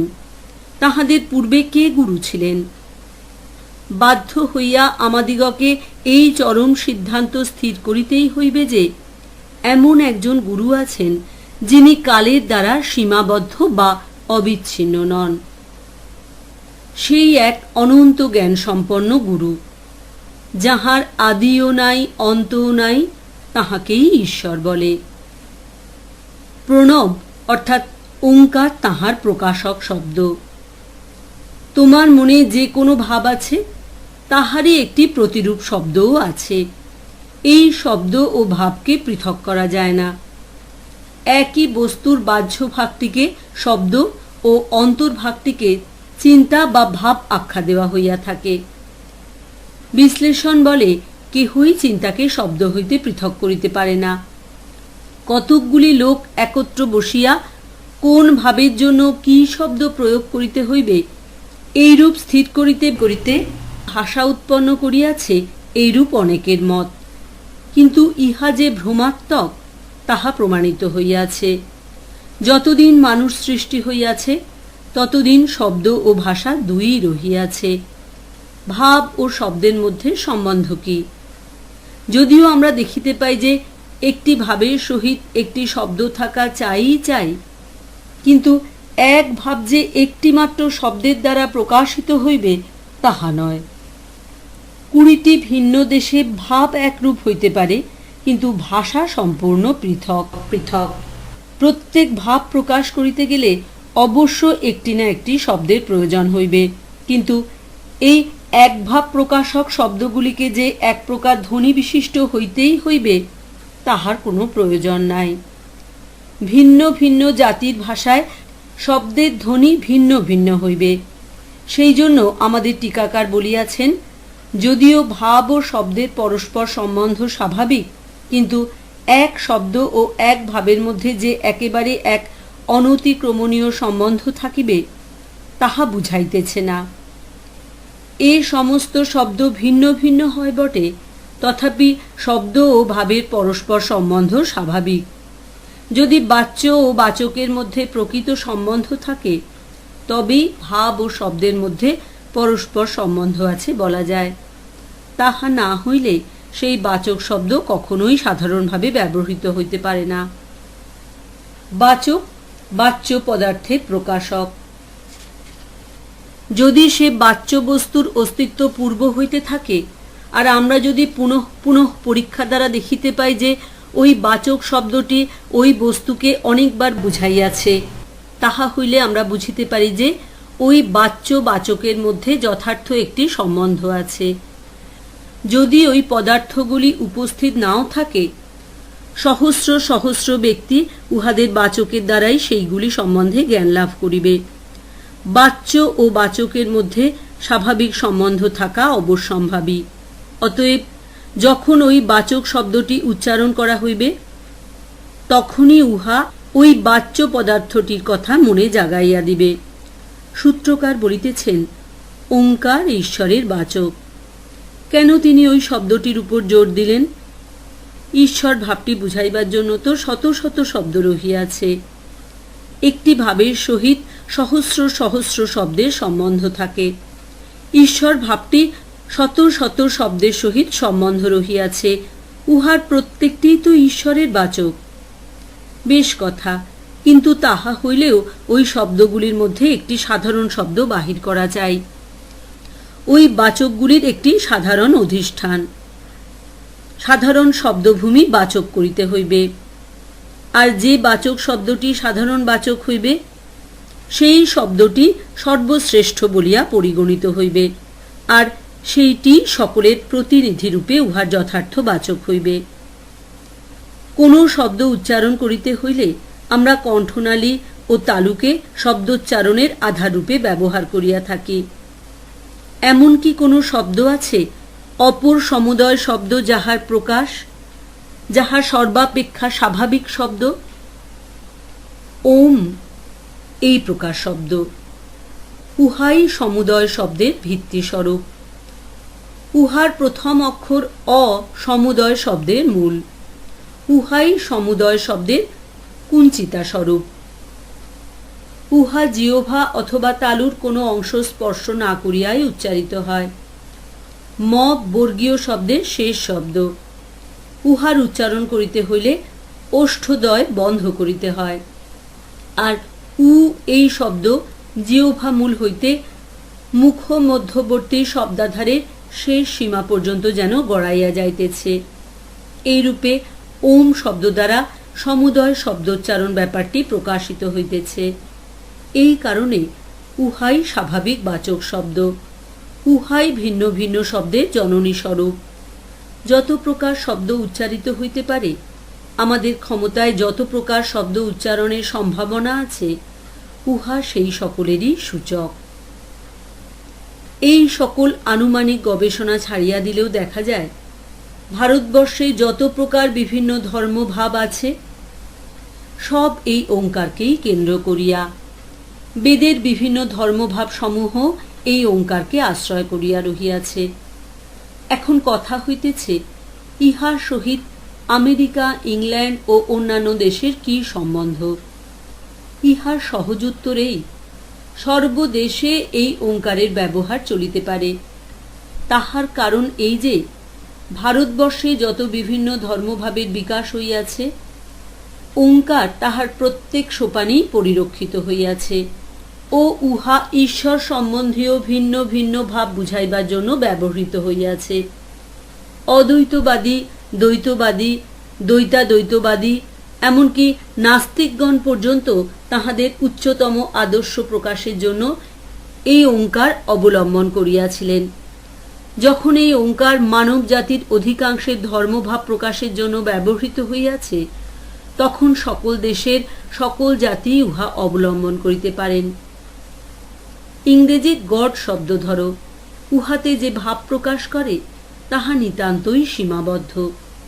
যদি উহার অতিরিক্ত কোনো ভাব ওই শব্দ দ্বারা বুঝাইতে ইচ্ছা করো, তবে তোমাকে বিশেষণ যোগ করিতে হইবে। যেমন সগুণ, নির্গুণ, পূর্ণ বা পরম ইত্যাদি। অন্য সব ভাষায় ঈশ্বরবাচক যে সকল শব্দ আছে সেই সম্বন্ধেও এই কথা খাটে। ওইগুলির অতি অল্প ভাব প্রকাশ করিবার শক্তি আছে, কিন্তু ওম শব্দে উক্ত সর্বপ্রকার ভাবই রহিয়াছে। অতএব উহা প্রত্যেকের গ্রহণ করা উচিত। এই ওঙ্কারের পুনঃ পুনঃ উচ্চারণ ও উহার অর্থ ধ্যান, অর্থাৎ সমাধি লাভের উপায়। পুনঃ পুনঃ উচ্চারণের আবশ্যকতা কি? অবশ্য আমাদের সংস্কার বিষয়ক মতবাদের কথা স্মরণ আছে। সংস্কার সমষ্টি আমাদের মনের মধ্যে বাস করে। ক্রমশ সূক্ষ্মানুসূক্ষ্ম হইয়া তাহারা অব্যক্ত ভাব ধারণ করে বটে, কিন্তু একেবারে লুপ্ত হয় না, মনের মধ্যেই থাকে। উদ্দীপক কারণ উপস্থিত হইলেই ব্যক্ত ভাব ধারণ করে। আণবিক স্পন্দন কখনোই থামিবে না। যখন এই বিশ্বজগৎ লয় পাইবে, তখন বিরাট স্পন্দন সব অন্তর্হিত হইবে। সূর্য, চন্দ্র, তারা, পৃথিবী সবই লয় হইয়া যাইবে, কিন্তু স্পন্দন পরমাণুগুলির মধ্যে থাকিবে। এই বৃহৎ ব্রহ্মাণ্ডে যে কার্য হইতেছে, প্রত্যেক পরমাণুতে সেই কার্যই সাধিত হইতেছে। বাহ্য বস্তু সম্বন্ধে যেরূপ কথিত হইল, চিত্ত সম্বন্ধেও সেইরূপ। চিত্তের স্পন্দন যখন স্থিমিত হইবে, তখনও পরমাণু স্পন্দন চলিতে থাকিবে। উত্তেজক কারণ পাইলেই ওইগুলি পুনঃ প্রকাশিত হইয়া পড়িবে। জপ বা পুনঃ পুনঃ উচ্চারণের অর্থ এখন বুঝা যাইবে। আমাদের ভিতর যে সকল আধ্যাত্মিক সংস্কার আছে, জপ সেগুলিকে উদ্দীপিত করিবার প্রধান সহায়। ক্ষণমাত্র সাধু সঙ্গ ভব সমুদ্র পারের একমাত্র নৌকা স্বরূপ হয়। সঙ্গের এত দূর শক্তি। বাহ্য সৎসঙ্গের যেমন শক্তি, আন্তর সৎসঙ্গেরও তেমনই শক্তি। এই ওঙ্কারের পুনঃ পুনঃ উচ্চারণ ও অর্থ স্মরণ করাই নিজ অন্তরে সাধু সঙ্গ করা। পুনঃ পুনঃ উচ্চারণ করো এবং সেই সঙ্গে উচ্চারিত শব্দের অর্থ ধ্যান করো। তাহা হইলে হৃদয়ে জ্ঞানালোক আসিবে এবং আত্মা প্রকাশিত হইবে। কিন্তু যেমন ওম এই শব্দের চিন্তা করিতে হইবে, সেই সঙ্গে উহার অর্থও চিন্তা করিতে হইবে। অসৎসঙ্গ ত্যাগ করো, কারণ পুরাতন ক্ষতের চিহ্ন এখনো তোমার অঙ্গে রহিয়াছে। এই অসৎসঙ্গের প্রভাবেই আবার সেই ক্ষত পূর্ব বিক্রমে দেখা দেয়। একইভাবে আমাদের ভিতরে যে সকল শুভ সংস্কার আছে, সেগুলি এখন অব্যক্ত থাকিলেও সৎসঙ্গের দ্বারা জাগরিত হইবে, ব্যক্ত ভাব ধারণ করিবে। সৎসঙ্গ অপেক্ষা জগতে পবিত্রতর কিছু নাই, কারণ সৎসঙ্গ হইতেই শুভ সংস্কারগুলি ব্যক্ত হইবার সুযোগ পায়। চিত্ত হ্রদের তলদেশ হইতে উপরিভাগে আসিবার উপক্রম করে।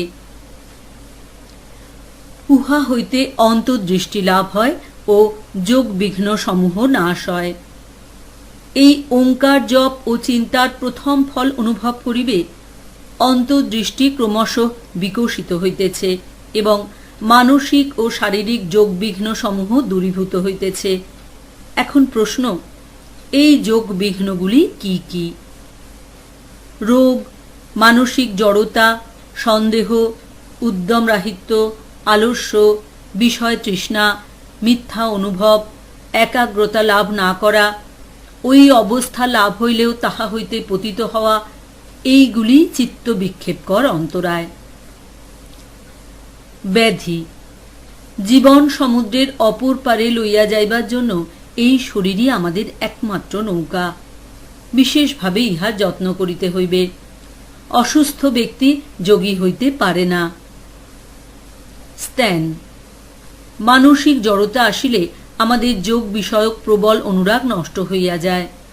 উহার অভাবে সাধন করিবার জন্য যে দৃঢ় সংকল্প ও শক্তি প্রয়োজন, তাহার কিছুই থাকে না। সংশয়, আমাদের এই যোগবিজ্ঞান বিষয়ে বিচারজনিত বিশ্বাস যতই থাকুক না কেন, যতদিন দূরদর্শন, দূরশ্রবণাদি অলৌকিক অনুভূতি না আসিবে, ততদিন এই বিদ্যার সত্যতা বিষয়ে অনেক সন্দেহ আসিবে। এইগুলির একটু একটু আভাস পাইলে মন খুব দৃঢ় হইতে থাকে, ইহাতে সাধক আরও অধ্যবসায়শীল হয়। অনবস্থি তত্ত্ব। কয়েক দিন বা কয়েক সপ্তাহ ধরিয়া সাধন করিবার সময় দেখিবে মন বেশ সহজে একাগ্র ও স্থির হইতেছে, বোধ হইতেছে তুমি সাধন পথে দ্রুত উন্নতি করিতেছ।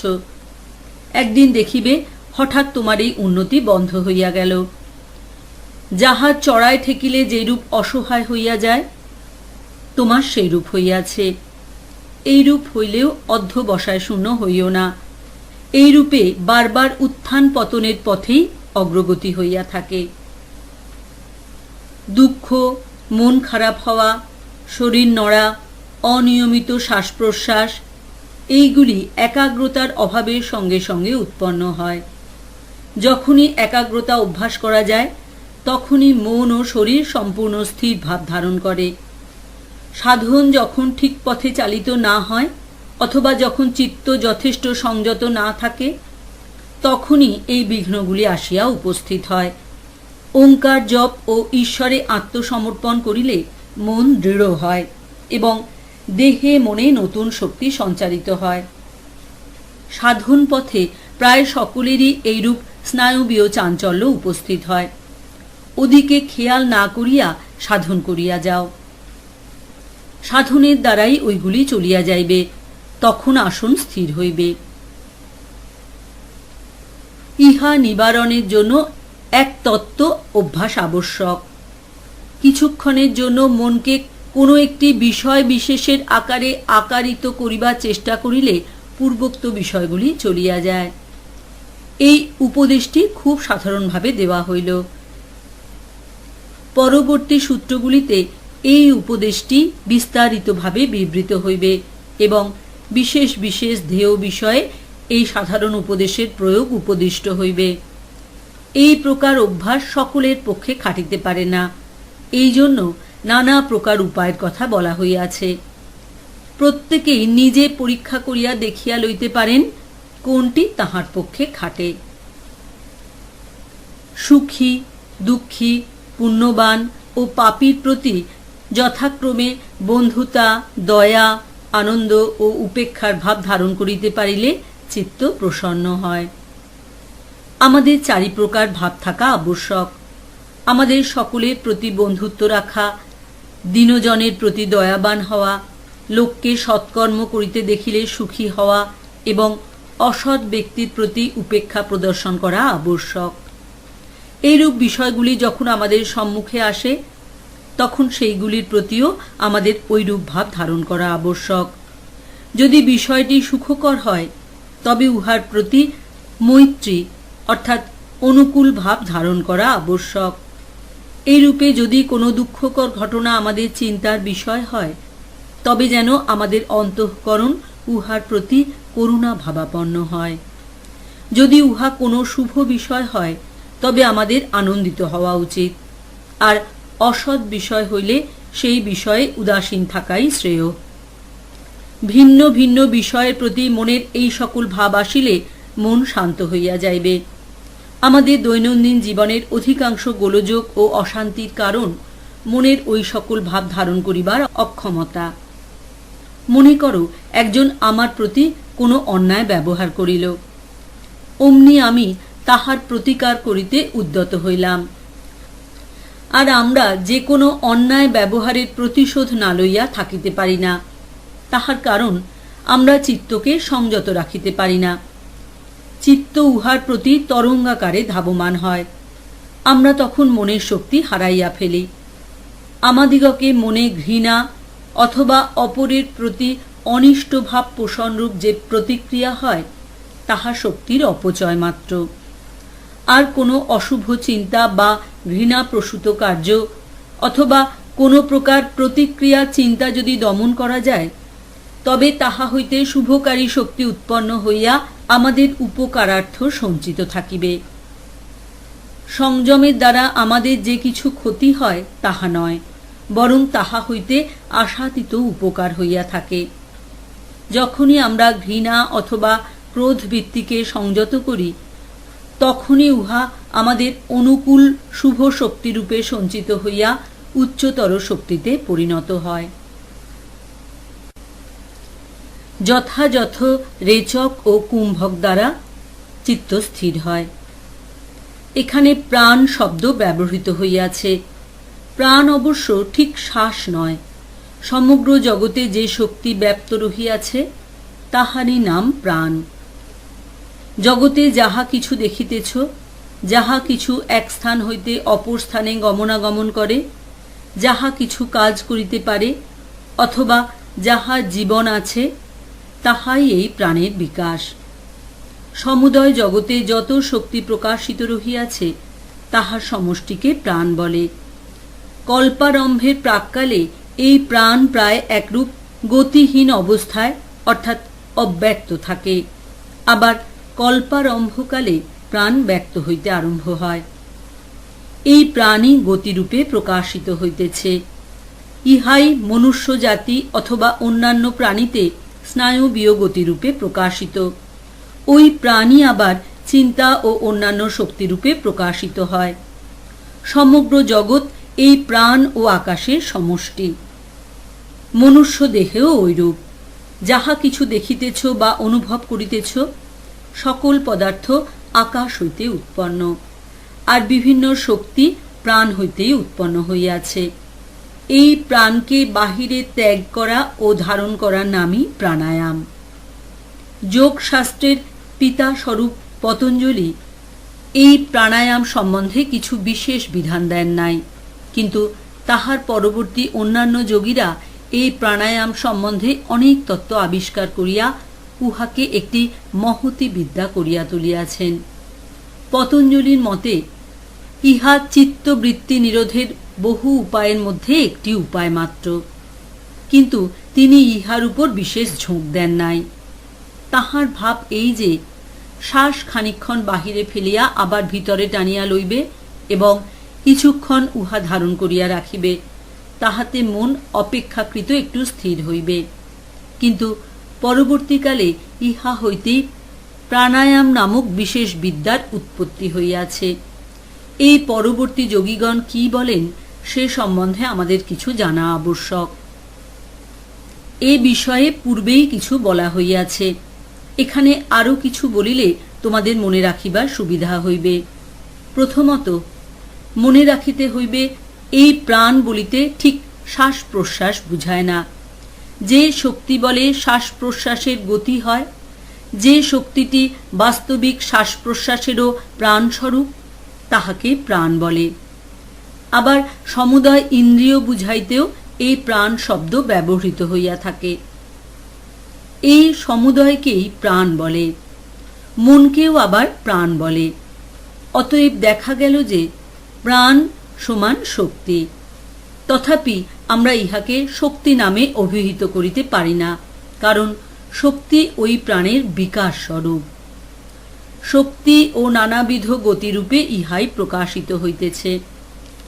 মনের উপাদান চিত্ত যন্ত্রবৎ চতুর্দিক হইতে প্রাণকে আকর্ষণ করে এবং এই প্রাণ হইতেই শরীর রক্ষার হেতুভূত ভিন্ন ভিন্ন জীবনী শক্তি এবং চিন্তা, ইচ্ছা ও অন্যান্য সমুদয় শক্তি উৎপন্ন করিতেছে। এই প্রাণায়াম ক্রিয়া দ্বারা আমরা শরীরের ভিন্ন ভিন্ন গতি ও শরীরের অন্তর্গত ভিন্ন ভিন্ন স্নায়বীয় শক্তি প্রবাহগুলিকে বশে আনিতে পারি।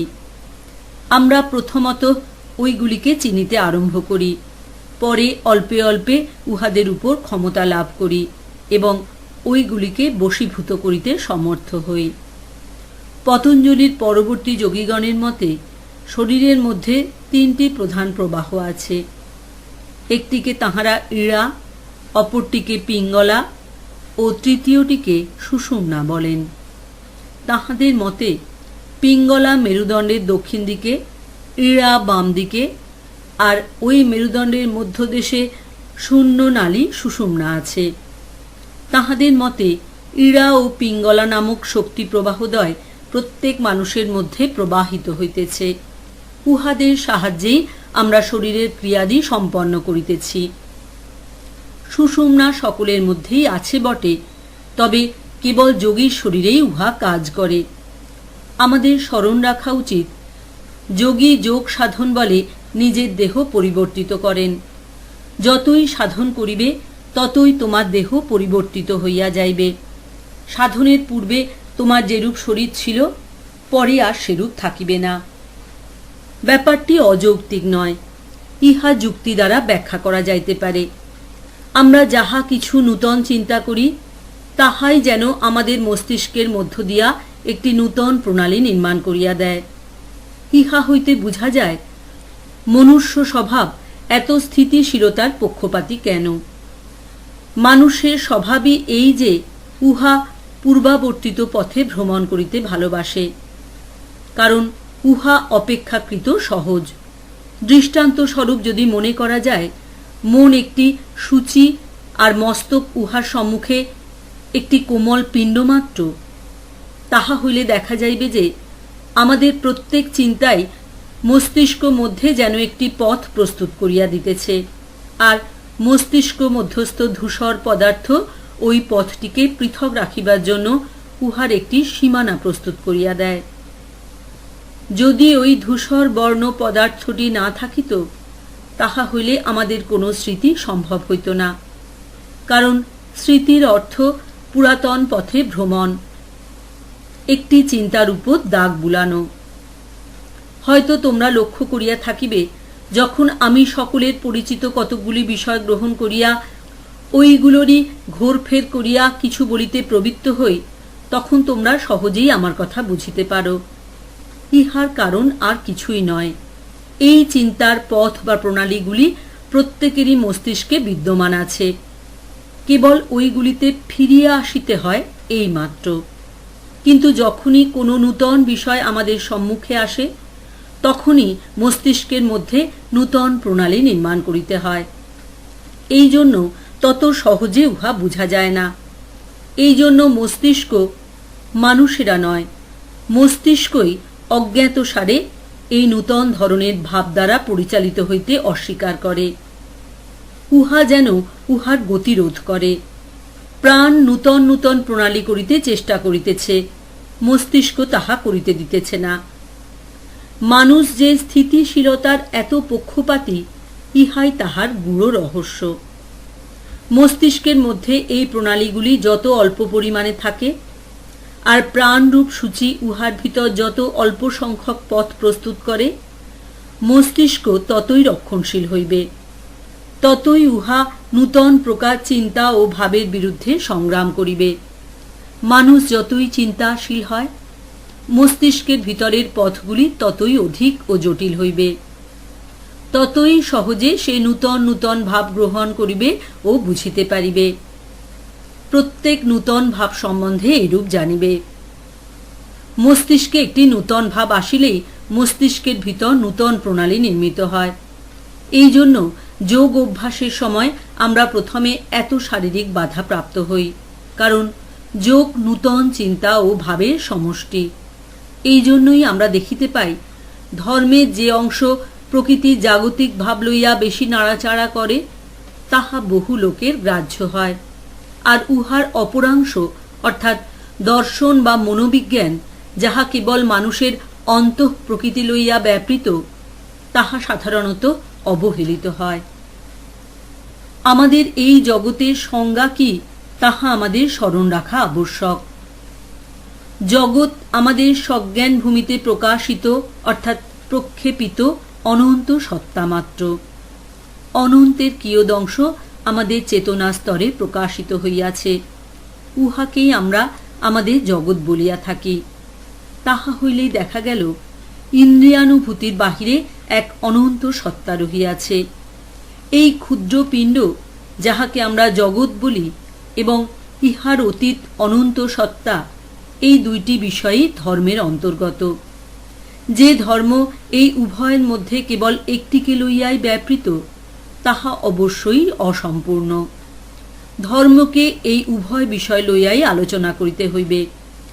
অনন্তে যেটুকু ভাগ আমাদের এই জ্ঞানের ভিতর দিয়া অনুভব করিতেছি, যেটুকু দেশকাল নিমিত্তরূপ পিঞ্জরের ভিতর আসিয়া পড়িয়াছে, এইটুকু লইয়াই ধর্মের যে অংশ ব্যাপৃত তাহা সহজে বোধগম্য হয়, কারণ আমরা তো পূর্ব হইতেই তাহার মধ্যে রহিয়াছি, আর এই জগতের ভাব প্রায় শরণাতীত কাল হইতেই আমাদের পরিচিত।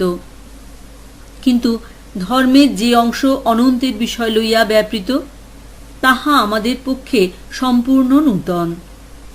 সেই জন্য উহার চিন্তায় মস্তিষ্কের মধ্যে নূতন প্রণালী গঠিত হইতে থাকে। উহাতে সমুদয় শরীরটাই যেন বিপর্যস্ত হয়। সেই জন্য সাধন করিতে গিয়া সাধারণ মানুষ প্রথমটা চিরাভ্যস্ত পথ হইতে বিচ্যুত হইয়া পড়ে।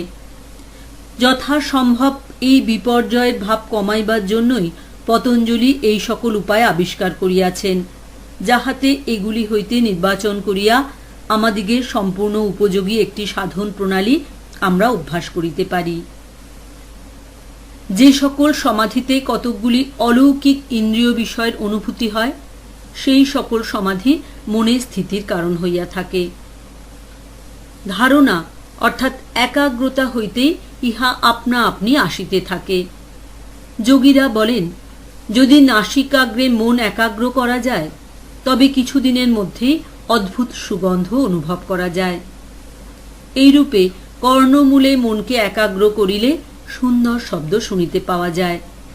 জিহ্বাগ্রে এইরূপ করিলে দিব্য রসাস্বাদ হয়।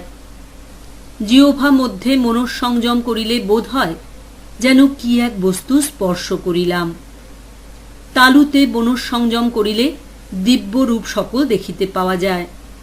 কোনো অস্থির চিত্ত ব্যক্তি যদি এই যোগের কিছু সাধন অবলম্বন করিয়া উহার সত্যতায় সন্দিহান হয়, তখন কিছুদিন সাধনার পর ওই সকল অনুভূতি হইতে থাকিলে তাহার আর সন্দেহ থাকিবে না। তখন সে অধ্যাবসায় সহকারে সাধন করিতে থাকিবে। শোক রহিত জ্যোতিষ্মান পদার্থের ধ্যানের দ্বারাও সমাধি হয়।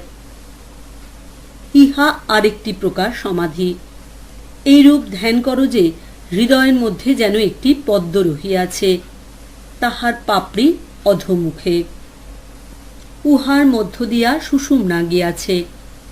তারপর পূরক করো। পরে রেচক করিবার সময় চিন্তা করো যে পাপড়ির সহিত ওই পদ্ম ঊর্ধ্বমুখ হইয়াছে, আর ওই পদ্মের মধ্যে মহাজ্যোতি রহিয়াছে। ওই জ্যোতির ধ্যান করো। অথবা যে হৃদয় সমুদয় ইন্দ্রিয় বিষয়কে আসক্তি পরিত্যাগ করিয়াছে, তাহার ধ্যানের দ্বারাও চিত্ত স্থির হইয়া থাকে। কোনো সাধু পুরুষের কথা ধরো, কোনো মহাপুরুষ যাহার প্রতি তোমার খুব শ্রদ্ধা আছে, কোনো সাধু যাহাকে তুমি সম্পূর্ণরূপে অনাসক্ত বলিয়া জানো, তাহার হৃদয়ের বিষয়ে চিন্তা করো। যাহার অন্তঃকরণ সর্ববিষয়ে অনাসক্ত হইয়াছে, তাহার অন্তরের বিষয় চিন্তা করিলে তোমার অন্তঃকরণ শান্ত হইবে। ইহা যদি করিতে সমর্থ না হও, তবে আর এক উপায় আছে। অথবা স্বপ্নাবস্থায় কখনো কখনো যে অপূর্ব জ্ঞান লাভ হয়, তাহার অর্থাৎ এবং নিদ্রা বা সুষুপ্তি অবস্থায় লব্ধ সাত্ত্বিক সুখের ধ্যান করিলেও চিত্ত প্রশান্ত হয়। কখনো কখনো লোকে এরূপ স্বপ্ন দেখে যে তাহার নিকট দেবতারা আসিয়া কথাবার্তা কহিতেছেন। সে যেন একরূপ ভাবাবেশে বিভোর হইয়া রহিয়াছে। বায়ুর মধ্য দিয়া অপূর্ব সঙ্গীতধ্বনি ভাসিয়া আসিতেছে, সে তাহা শুনিতেছে। ওই স্বপ্নাবস্থায় সে একরূপ আনন্দের ভাবে থাকে। জাগরণের পর ওই স্বপ্ন তাহার অন্তরে দৃঢ়বদ্ধ হইয়া থাকে। ওই স্বপ্নটিকে সত্য বলিয়া চিন্তা করো, উহার ধ্যান করো। তুমি যদি ইহাতেও সমর্থ না হও, তবে যে কোনো পবিত্র বস্তু তোমার ভালো লাগে, তাহাই ধ্যান করো। অথবা যে কোনো জিনিস তোমার নিকট ভালো বলিয়া বোধ হয়, তাহারই ধ্যান দ্বারা সমাধি লাভ হয়। অবশ্য ইহাতে এমন বুঝাইতেছে না যে কোনো অসৎ বিষয়ে ধ্যান করিতে হইবে। কিন্তু যে কোনো সৎ বিষয় তুমি ভালোবাসো, যে কোনো স্থান তুমি খুব ভালোবাসো, যে কোনো দৃশ্য তুমি খুব ভালোবাসো, যে কোনো ভাব তুমি খুব ভালোবাসো, যাহাতে তোমার চিত্ত একাগ্র হয়, তাহারই চিন্তা করো। এইরূপ ধ্যান করিতে করিতে পরমাণু হইতে পরম বৃহৎ পদার্থে পর্যন্ত তাহার মন অব্যাহত গতি লাভ করে। মন এই অভ্যাসের দ্বারা অতি সূক্ষ্ম হইতে বৃহত্তম বস্তু পর্যন্ত সহজে ধ্যান করিতে পারে। তাহা হইলেই অর্থাৎ মনোবৃত্তিরূপ মনের তরঙ্গগুলিও ক্ষীণতর হইয়া আসে। যে যোগীর চিত্তবৃত্তিগুলি এইরূপ ক্ষীণ হইয়া অর্থাৎ বশীভূত হয়, তাহার চিত্ত তখন যেমন শুদ্ধ স্ফটিক ভিন্ন ভিন্ন বর্ণযুক্ত বস্তুর সম্মুখে তৎসদৃশ বর্ণ ও আকার ধারণ করে, সেইরূপ গ্রহিতা, গ্রহণ ও গ্রাহ্য বস্তুতে অর্থাৎ আত্মা, মন ও বাহ্য বস্তুতে একাগ্রতা ও একই ভাব প্রাপ্ত হয়।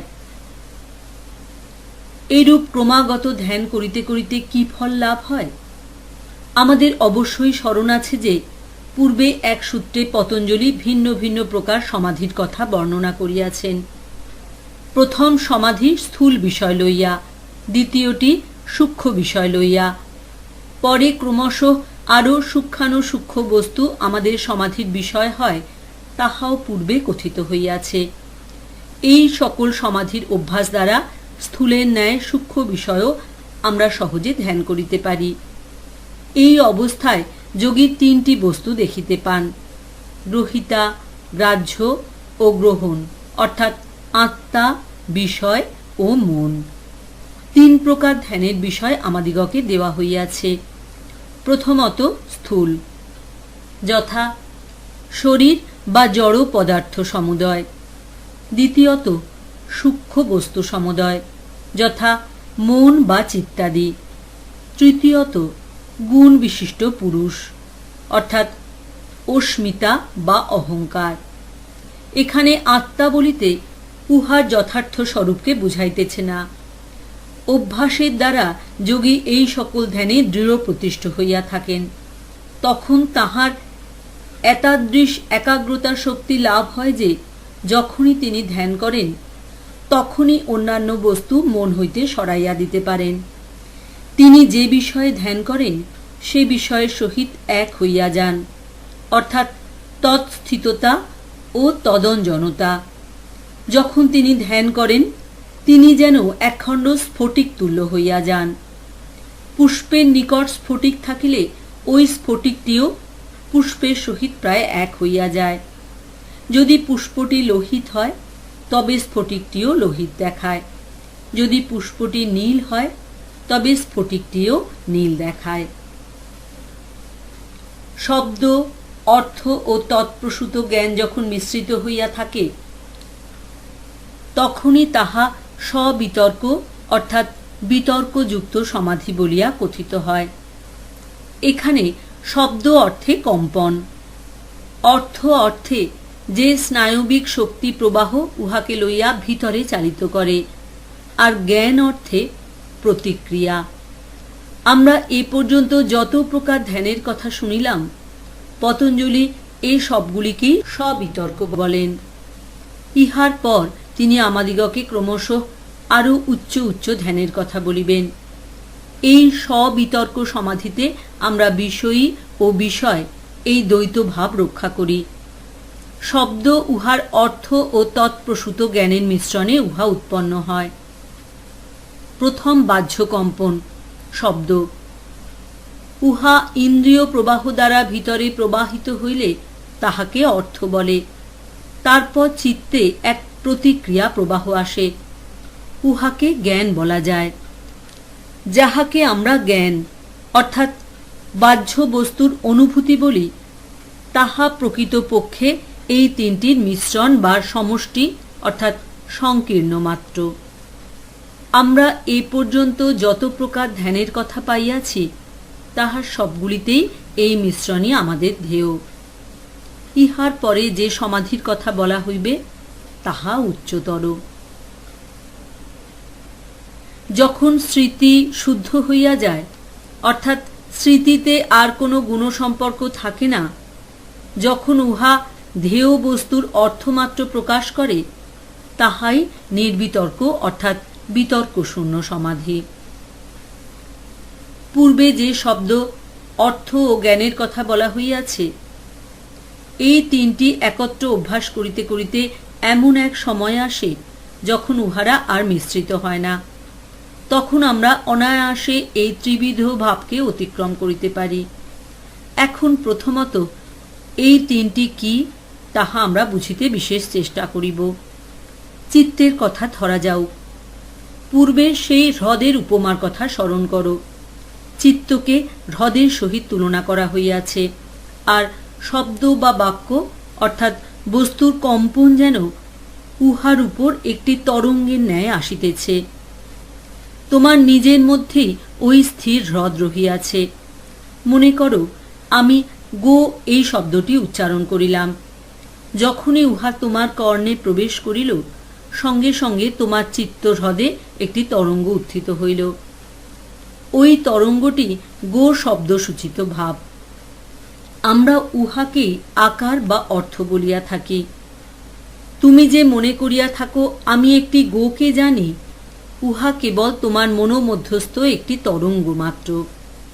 উহা বাহ্য ও আভ্যন্তর শব্দ প্রবাহের প্রতিক্রিয়া রূপে উৎপন্ন হইয়া থাকে। ওই শব্দের সঙ্গে সঙ্গে তরঙ্গটিও লয় পায়। একটি বাক্য বা শব্দ ব্যতীত তরঙ্গ থাকিতে পারে না। অবশ্য তোমার মনে হইতে পারে যে যখন কেবল গো বিষয়ে চিন্তা করো অথচ বাহির হইতে কোনো শব্দ কানে আসে না, তখন শব্দ থাকে কোথায়? তুমি তখন নিজের মনেই গো এই শব্দটি আস্তে আস্তে বলিতে থাকো। তাহা হইতেই তোমার অন্তরে একটি তরঙ্গ উত্থিত হয়। শব্দের উত্তেজনা ব্যতীত কোনো তরঙ্গ উঠিতে পারে না। যখন বাহির হইতে উত্তেজনা আসে না, তখন ভিতর হইতেই উহা আসে। আর যখন শব্দ থাকে না, তখন তরঙ্গটিও থাকে না। তখন কি অবশিষ্ট থাকে? তখন ওই প্রতিক্রিয়ার ফল মাত্র অবশিষ্ট থাকে, উহাই জ্ঞান। এই তিনটি আমাদের মনে এত দৃঢ় সম্বদ্ধ রহিয়াছে যে আমরা উহাদিগকে পৃথক করিতে পারি না। যখনই শব্দ আসে তখনই ইন্দ্রিয়গণ কম্পিত হইয়া থাকে, আর প্রবাহ সকল প্রতিক্রিয়ারূপে উৎপন্ন হইয়া থাকে। উহারা একটির পর আরেকটি এত শীঘ্র আসিয়া থাকে যে উহাদের মধ্যে একটি হইতে আরেকটিকে বাছিয়া লওয়া অতি কঠিন। এখানে যে সমাধির কথা বলা হইল, তাহা দীর্ঘকাল অভ্যাস করিলে সকল সংস্কারের আধার ভূমি স্মৃতি শুদ্ধ হইয়া যায়। তখনই আমরা ওইগুলির মধ্যে একটি হইতে অপরটিকে পৃথক করিতে পারি। ইহাকেই নির্বিতর্ক অর্থাৎ বিতর্ক শূন্য সমাধি বলে। পূর্বোক্ত সূত্রদ্বয়ে যে সবিতর্ক ও নির্বিতর্ক সমাধিদ্বয়ের কথা বলা হইল, তদ্দ্বারাই সবিচার ও নির্বিচার উভয় প্রকার সমাধি, যাহাদের বিষয় সূক্ষ্মতর, তাহাদেরও ব্যাখ্যা করা হইল। এখানে পূর্বের ন্যায় বুঝিতে হইবে, কেবল পূর্বোক্ত দুইটি ধ্যানের বিষয় স্থূল, এখানে ধ্যানের বিষয় সূক্ষ্ম। সূক্ষ্ম বিষয় অলিঙ্গে অর্থাৎ অব্যক্ত বা প্রধানে অর্থাৎ প্রকৃতিতে পর্যবসিত হয়। ভূতগুলি বা তাহা হইতে উৎপন্ন সমুদয় বস্তুকে স্থূল বলে। সূক্ষ্ম বস্তু তন্মাত্র হইতে আরম্ভ হয়। ইন্দ্রিয়, মন অর্থাৎ সাধারণ ইন্দ্রিয়, ইন্দ্রিয়ের সমষ্টি স্বরূপ। অহংকার, মহত্তত্ত্ব অর্থাৎ যাহা সমুদয় ব্যক্ত জগতের কারণ।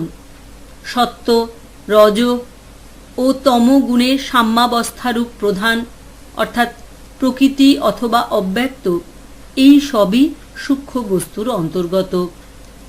পুরুষ অর্থাৎ আত্মাই কেবল ইহার ভিতর পড়েন না।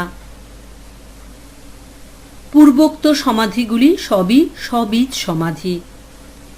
এই সমাধিগুলিতে পূর্বকর্মের বীজ নাশ হয় না, সুতরাং ওইগুলি দ্বারা মুক্তি লাভ হয় না। তবে এগুলি দ্বারা কি হয় তাহা পরবর্তী সূত্রগুলিতে ব্যক্ত হইয়াছে। নির্বিচার সমাধিতে সত্ত্বগুণ প্রবাহে বুদ্ধি স্বচ্ছ হইলে চিত্ত সম্পূর্ণরূপে স্থির হয়। ইহাই বৈশারদী প্রজ্ঞা। উহাতে যে জ্ঞান লাভ হয় তাহাকে ঋতম্বর অর্থাৎ সত্যপূর্ণ জ্ঞান বলে। পরসূত্রে ইহা ব্যাখ্যাত হইবে। যে জ্ঞান বিশ্বস্ত জনের বাক্য অর্থাৎ আপ্তবাক্য ও অনুমান হইতে লব্ধ হয় তাহা সাধারণ বস্তু বিষয়ক। পূর্বকথিত সমাধি হইতে যে জ্ঞান লাভ হয় তাহা উহা অপেক্ষা উচ্চতর। ইহা যেখানে পৌঁছায় বিশ্বস্ত জনের বাক্য বা অনুমান সেখানে পৌঁছাইতে পারে না। ইহার তাৎপর্য এই যে সাধারণ বস্তু বিষয়ক জ্ঞান আমরা প্রত্যক্ষানুভব, তদুপস্থিত অনুমান ও বিশ্বস্ত লোকের বাক্য হইতে প্রাপ্ত হই। বিশ্বস্ত লোক অর্থে যোগীরা ঋষিদিগকে লক্ষ্য করিয়া থাকেন। ঋষি অর্থে বেদ বর্ণিত ভাবগুলি দ্রষ্টা অর্থাৎ যাহারা সেইগুলিকে সাক্ষাৎ করিয়াছেন। তাহাদের মতে শাস্ত্রের প্রামাণ্য কেবল এই জন্য যে উহা বিশ্বস্ত লোকের বাক্য। শাস্ত্র বিশ্বস্ত লোকের বাক্য হইলেও তাহারা বলেন, শুধু শাস্ত্র আমাদিগকে সত্য অনুভব করাইতে কখনোই সমর্থ নয়। আমরা সমগ্র বেদ পাঠ করিলাম, তথাপি আধ্যাত্মিক তত্ত্বের অনুভূতি কিছুমাত্র হইল না। কিন্তু যখন আমরা সেই শাস্ত্রোক্ত সাধন প্রণালী অনুসারে কার্য করি তখনই আমরা এমন এক অবস্থায় উপনীত হই যে অবস্থায় শাস্ত্রোক্ত কথাগুলির প্রত্যক্ষ উপলব্ধি হয়।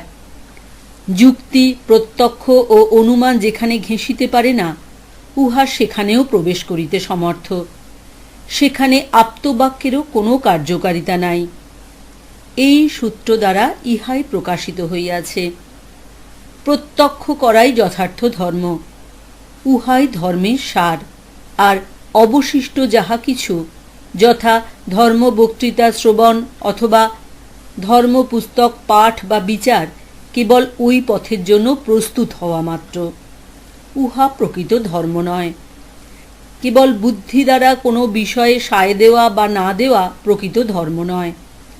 যোগীদের মূল ভাব এই যে আমরা যেমন ইন্দ্রিয়গ্রাহ্য বিষয়ের সাক্ষাৎ সংস্পর্শে আসি, ধর্ম তেমনিভাবে প্রত্যক্ষ করিতে পারি। বরং ধর্ম আরও গভীরভাবে অনুভূত হইতে পারে। ঈশ্বর, আত্মা প্রভৃতি ধর্মে যে সকল প্রতিপাদ্য সত্য আছে, বহিরিন্দ্রিয় দ্বারা ওইগুলি প্রত্যক্ষ করা যাইতে পারে না। চক্ষু দ্বারা আমি ঈশ্বরকে দেখিতে পাই না বা হস্ত দ্বারা ঈশ্বরকে স্পর্শ করিতে পারি না। আর ইহাও জানি যে বিচার আমাদিগকে ইন্দ্রিয়ের অতীত প্রদেশে লইয়া যাইতে পারে না। উহা আমাদিগকে সম্পূর্ণ অনিশ্চিত প্রদেশে ফেলিয়া দিয়া চলিয়া যায়। সমস্ত জীবন আমরা বিচার করিতে পারি, তথাপি আধ্যাত্মিক তত্ত্ব প্রমাণ বা অপ্রমাণ করিতে পারিব না। এইরূপ বিচার তো সহস্র বর্ষ ধরিয়া চলিতেছে। আমরা যাহা সাক্ষাৎ অনুভব করিতে পারি তাহাই ভিত্তিস্বরূপ করিয়া সেই ভিত্তির উপর যুক্তি বিচারাদি করিয়া থাকি। অতএব ইহা স্পষ্ট বোধ হইতেছে যে যুক্তিকে এই বিষয়ানুভূতিরূপ গণ্ডির ভিতরে ভ্রমণ করিতে হইবে। উহা তাহার বাহিরে কখনোই যাইতে পারে না। সুতরাং আধ্যাত্মিক তত্ত্বানুভূতির ক্ষেত্র ইন্দ্রিয়ানুভূতির বাহিরে। যোগীরা বলেন, মানুষ ইন্দ্রিয়জ প্রত্যক্ষ ও বিচার শক্তি দুই অতিক্রম করিতে পারে। নিজ বুদ্ধিকে অতিক্রম করিবার শক্তি মানুষের আছে। আর এই শক্তি প্রত্যেক প্রাণীতে, প্রত্যেক জীবে অন্তর্নিহিত। যোগাভ্যাসের দ্বারা এই শক্তি জাগরিত হয়। তখন মানুষ বিচারের গণ্ডি অতিক্রম করিয়া তর্কের অগম্য বিষয়সমূহ প্রত্যক্ষ করে। এই সমাধিজাত সংস্কার অন্যান্য সংস্কারের প্রতিবন্ধী হয়, অর্থাৎ অন্যান্য সংস্কারকে আর আসিতে দেয় না। আমরা পূর্বসূত্রে দেখিয়াছি যে এই জ্ঞানাতীত ভূমিতে যাইবার একমাত্র উপায় একাগ্রতা। আমরা আরও দেখিয়াছি পূর্ব সংস্কারগুলি কেবল আমাদিগের ওই প্রকার একাগ্রতা লাভের প্রতিবন্ধক। তোমরা সকলেই লক্ষ্য করিয়াছ যে যখনই তোমরা মনকে একাগ্র করিতে চেষ্টা করো তখনই তোমাদের নানা প্রকার চিন্তা আসে। যখনই ঈশ্বর চিন্তা করিতে চেষ্টা করো ঠিক সেই সময়ই ওই সকল সংস্কার জাগিয়া ওঠে। অন্য সময়ে এগুলি তত প্রবল থাকে না, কিন্তু যখনই এগুলিকে দূর করিবার চেষ্টা করো তখনই উহারা নিশ্চয় আসিবে। তোমার মনকে যেন একেবারে ছাইয়া ফেলিবার চেষ্টা করিবে। ইহার কারণ কি? এই একাগ্রতা অভ্যাসের সময়ই এগুলি এত প্রবল হয় কেন? ইহার কারণ এই, তুমি ওইগুলিকে দমন করিবার চেষ্টা করিতেছ বলিয়াই উহারা সমুদয় বল প্রকাশ করে। অন্যান্য সময়ে উহারা ওইভাবে বল প্রকাশ করে না। এই সকল পূর্ব সংস্কারের সংখ্যাই বা কত? চিত্তের কোন স্থানে উহারা জড়ো হইয়া রহিয়াছে, আর ব্যাঘ্রের মতো লম্ফ দিয়া আক্রমণের জন্য যেন সর্বদা প্রস্তুত হইয়া রহিয়াছে। ওইগুলিকে প্রতিরোধ করিতে হইবে, যাহাতে আমরা যে ভাবটি হৃদয়ে রাখিতে ইচ্ছা করি কেবল সেই ভাবটিই আসে, অন্যান্য ভাবগুলি চলিয়া যায়। তাহা না হইলে ওইগুলি ওই সময়ই আসিবার চেষ্টা করিতেছে। মনের একাগ্রতা শক্তিকে বাধা দিবার ক্ষমতা সংস্কার সমূহের আছে। সুতরাং যে সমাধির কথা এইমাত্র বলা হইল, উহা অভ্যাস করা বিশেষ আবশ্যক, কারণ উহা ওই সংস্কারগুলি দমন করিতে সমর্থ।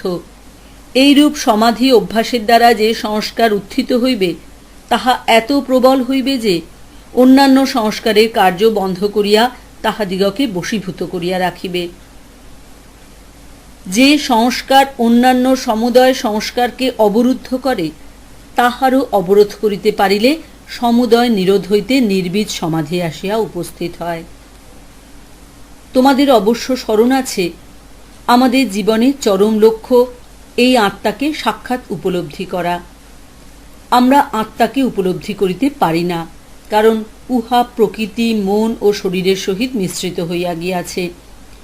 অজ্ঞান ব্যক্তি নিজের দেহকেই আত্মা বলিয়া মনে করে, অপেক্ষাকৃত পণ্ডিত ব্যক্তি মনকেই আত্মা বলিয়া মনে করেন, কিন্তু উভয়ই ভ্রান্ত। আত্মা এই সকল উপাধির সহিত মিশ্রিত হন কেন? চিত্তে নানা প্রকার তরঙ্গ উঠিয়া আত্মাকে আবৃত করে। আমরা কেবল এই তরঙ্গগুলির ভিতর দিয়াই আত্মার কিঞ্চিত প্রতিবিম্ব দেখিতে পাই। যদি ক্রোধরূপ তরঙ্গ উত্থিত হয় তবে আমরা আত্মাকে ক্রোধযুক্ত মনে করি, বলিয়া থাকি আমি রুষ্ট হইয়াছি। যদি প্রেমের একটি তরঙ্গ চিত্তে উত্থিত হয় তবে ওই তরঙ্গে নিজেকে প্রতিবিম্বিত দেখিয়া মনে করি আমি ভালোবাসিতেছি। যদি দুর্বলতারূপ তরঙ্গ আসে, উহাতে আত্মা প্রতিবিম্বিত হয় এবং মনে করি আমি দুর্বল। এই সংস্কারগুলি আত্মার স্বরূপকে আবৃত করিলেই এই সব বিভিন্ন ভাব উদিত হইয়া থাকে। চিত্ত হ্রদে যতদিন পর্যন্ত একটি তরঙ্গ থাকিবে ততদিন আত্মার প্রকৃত স্বরূপ অনুভূত হইবে না। যে পর্যন্ত না সকল তরঙ্গ একেবারে উপশান্ত হইয়া যাইতেছে ততদিন আত্মার প্রকৃত স্বরূপ কখনোই প্রকাশিত হইবে না। এই কারণেই পতঞ্জলি প্রথমেই শিক্ষা দেন এই তরঙ্গরূপ বৃত্তিগুলি কি, তারপর বলেন ওইগুলি দমন করিবার শ্রেষ্ঠ উপায় কি। তৃতীয়ত শিক্ষা দিলেন, যেমন এক বৃহৎ অগ্নি ক্ষুদ্র অগ্নিকে গ্রাস করে, তেমনি একটি তরঙ্গকে কিভাবে এত প্রবল করা যায় যাহাতে অপর তরঙ্গগুলি একেবারে উহাতে লুপ্ত হইয়া যায়। যখন একটি মাত্র তরঙ্গ অবশিষ্ট থাকিবে তখন উহাকেও দমন করা সহজ হইবে। যখন উহাও চলিয়া যাইবে তখনই সেই সমাধিকে নির্বীজ সমাধি বলে। তখন আর কিছুই থাকিবে না, আত্মা নিজ স্বরূপে নিজ মহিমায় অবস্থান করিবে। আমরা তখনই জানিতে পারিব আত্মা মিশ্র বা যৌগিক পদার্থ নন। আত্মাই জগতে একমাত্র অনিত্য অমিশ্র মৌলিক পদার্থ। সুতরাং আত্মার জন্মও নাই, মৃত্যুও নাই। আত্মা অমর, অবিনশ্বর, নিত্য, চৈতন্য ঘন সত্তা স্বরূপ।